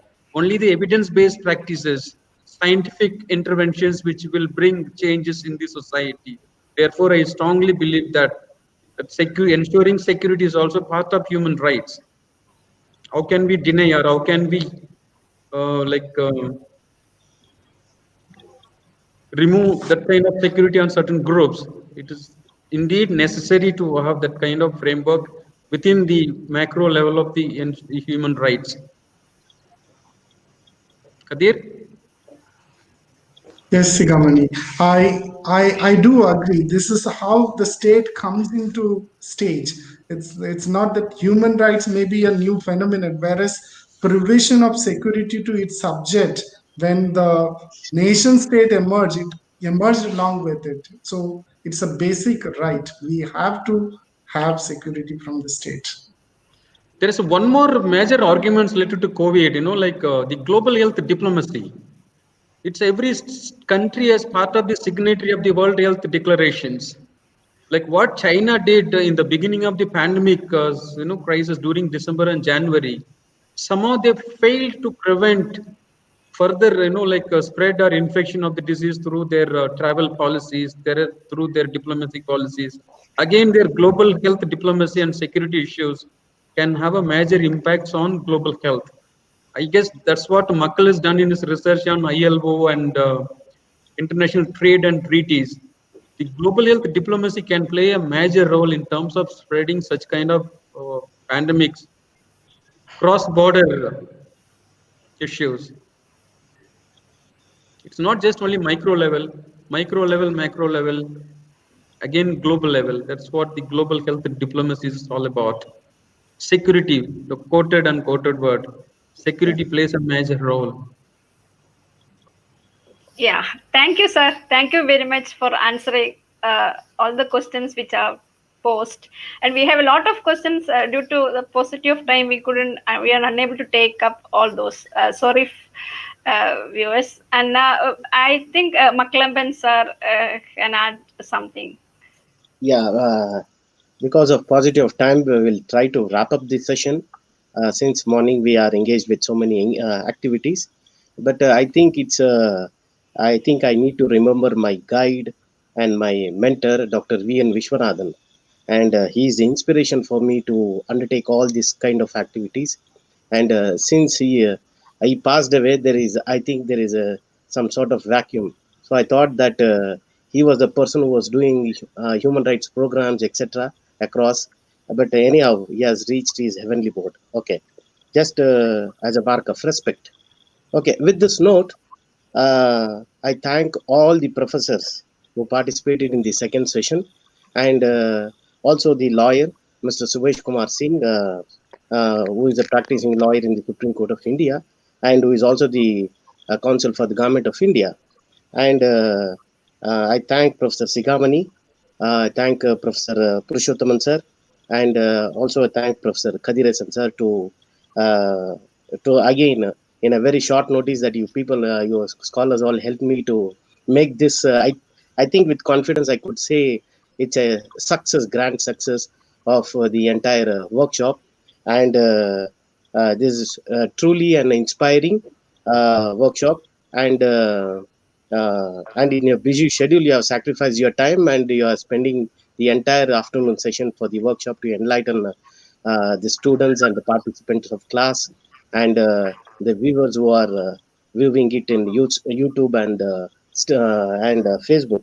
So I thank one and all, and I also assure you all the ideas of yours will be constructively used. I think probably we'll go for a publication based on your research ideas and so on. So that should have an output of. So seminar should have, and this workshop should have an output. So we will go for that. And thank you all my professors. This is informally which I'm thanking because you all came for me, and Suresh Kumar Singh also. And I invite now Professor Prashant Kumar Chowdhury.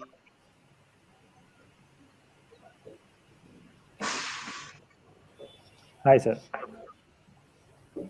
Formally, I would give the vote of thanks, and informally has been given by my HOD. My warm greetings Professor in Department of Political Science class to give a formal. Thank you, sir. My warm Over to you, greetings to Prashant. everyone. My warm greetings to everyone present here. I am Prashant Kumar Chaudhary, faculty in School of Political Science, Kumaraguru College of Liberal Art and Science. I would like to thank all the speakers, starting from Sangeeta ma'am, who presented on issue of human rights of vulnerable population group.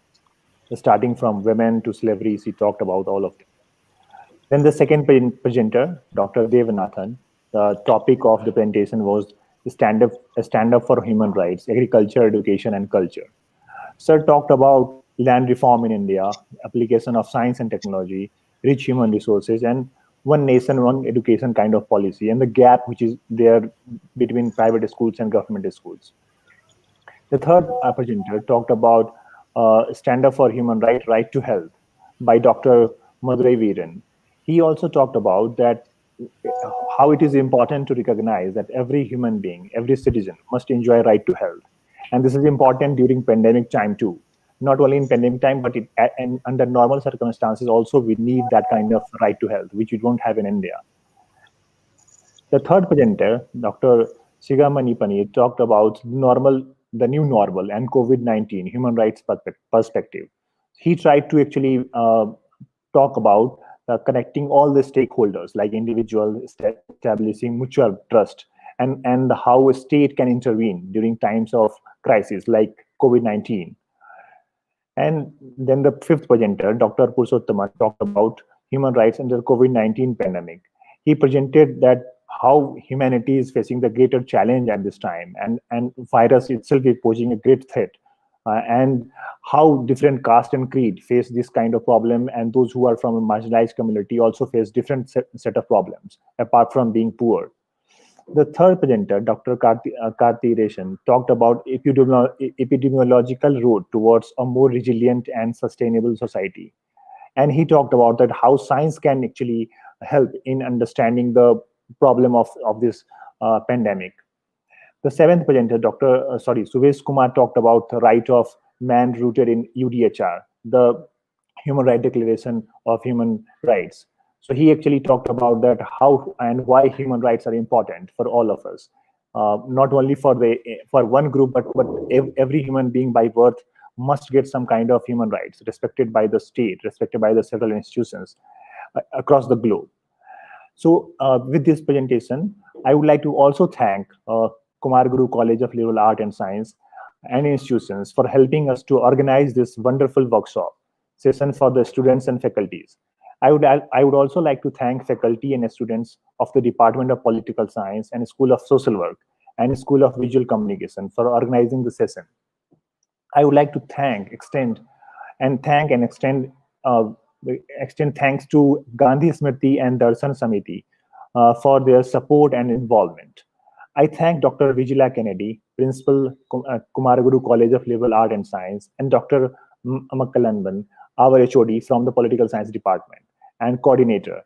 Backbone for the program. Actually, it was his idea, and it was his idea to go ahead with the program. So I would like to thank sir for that. And Dr. K. Preeta ma'am from the Department of Social Work.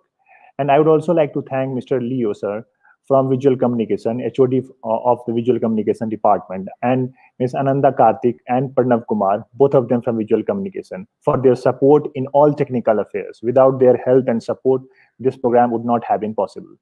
Last but not the least, I would like to thank the students coordinator, Ritik Sanjay, Sneha and Swatika from second year Political Science Department, and Nigasini, Navinia, Neerja and Pavitra from first year Political Science Department. And at the end, I would like to thank all the participants for attending the session. Thank you. Over to you, ma'am.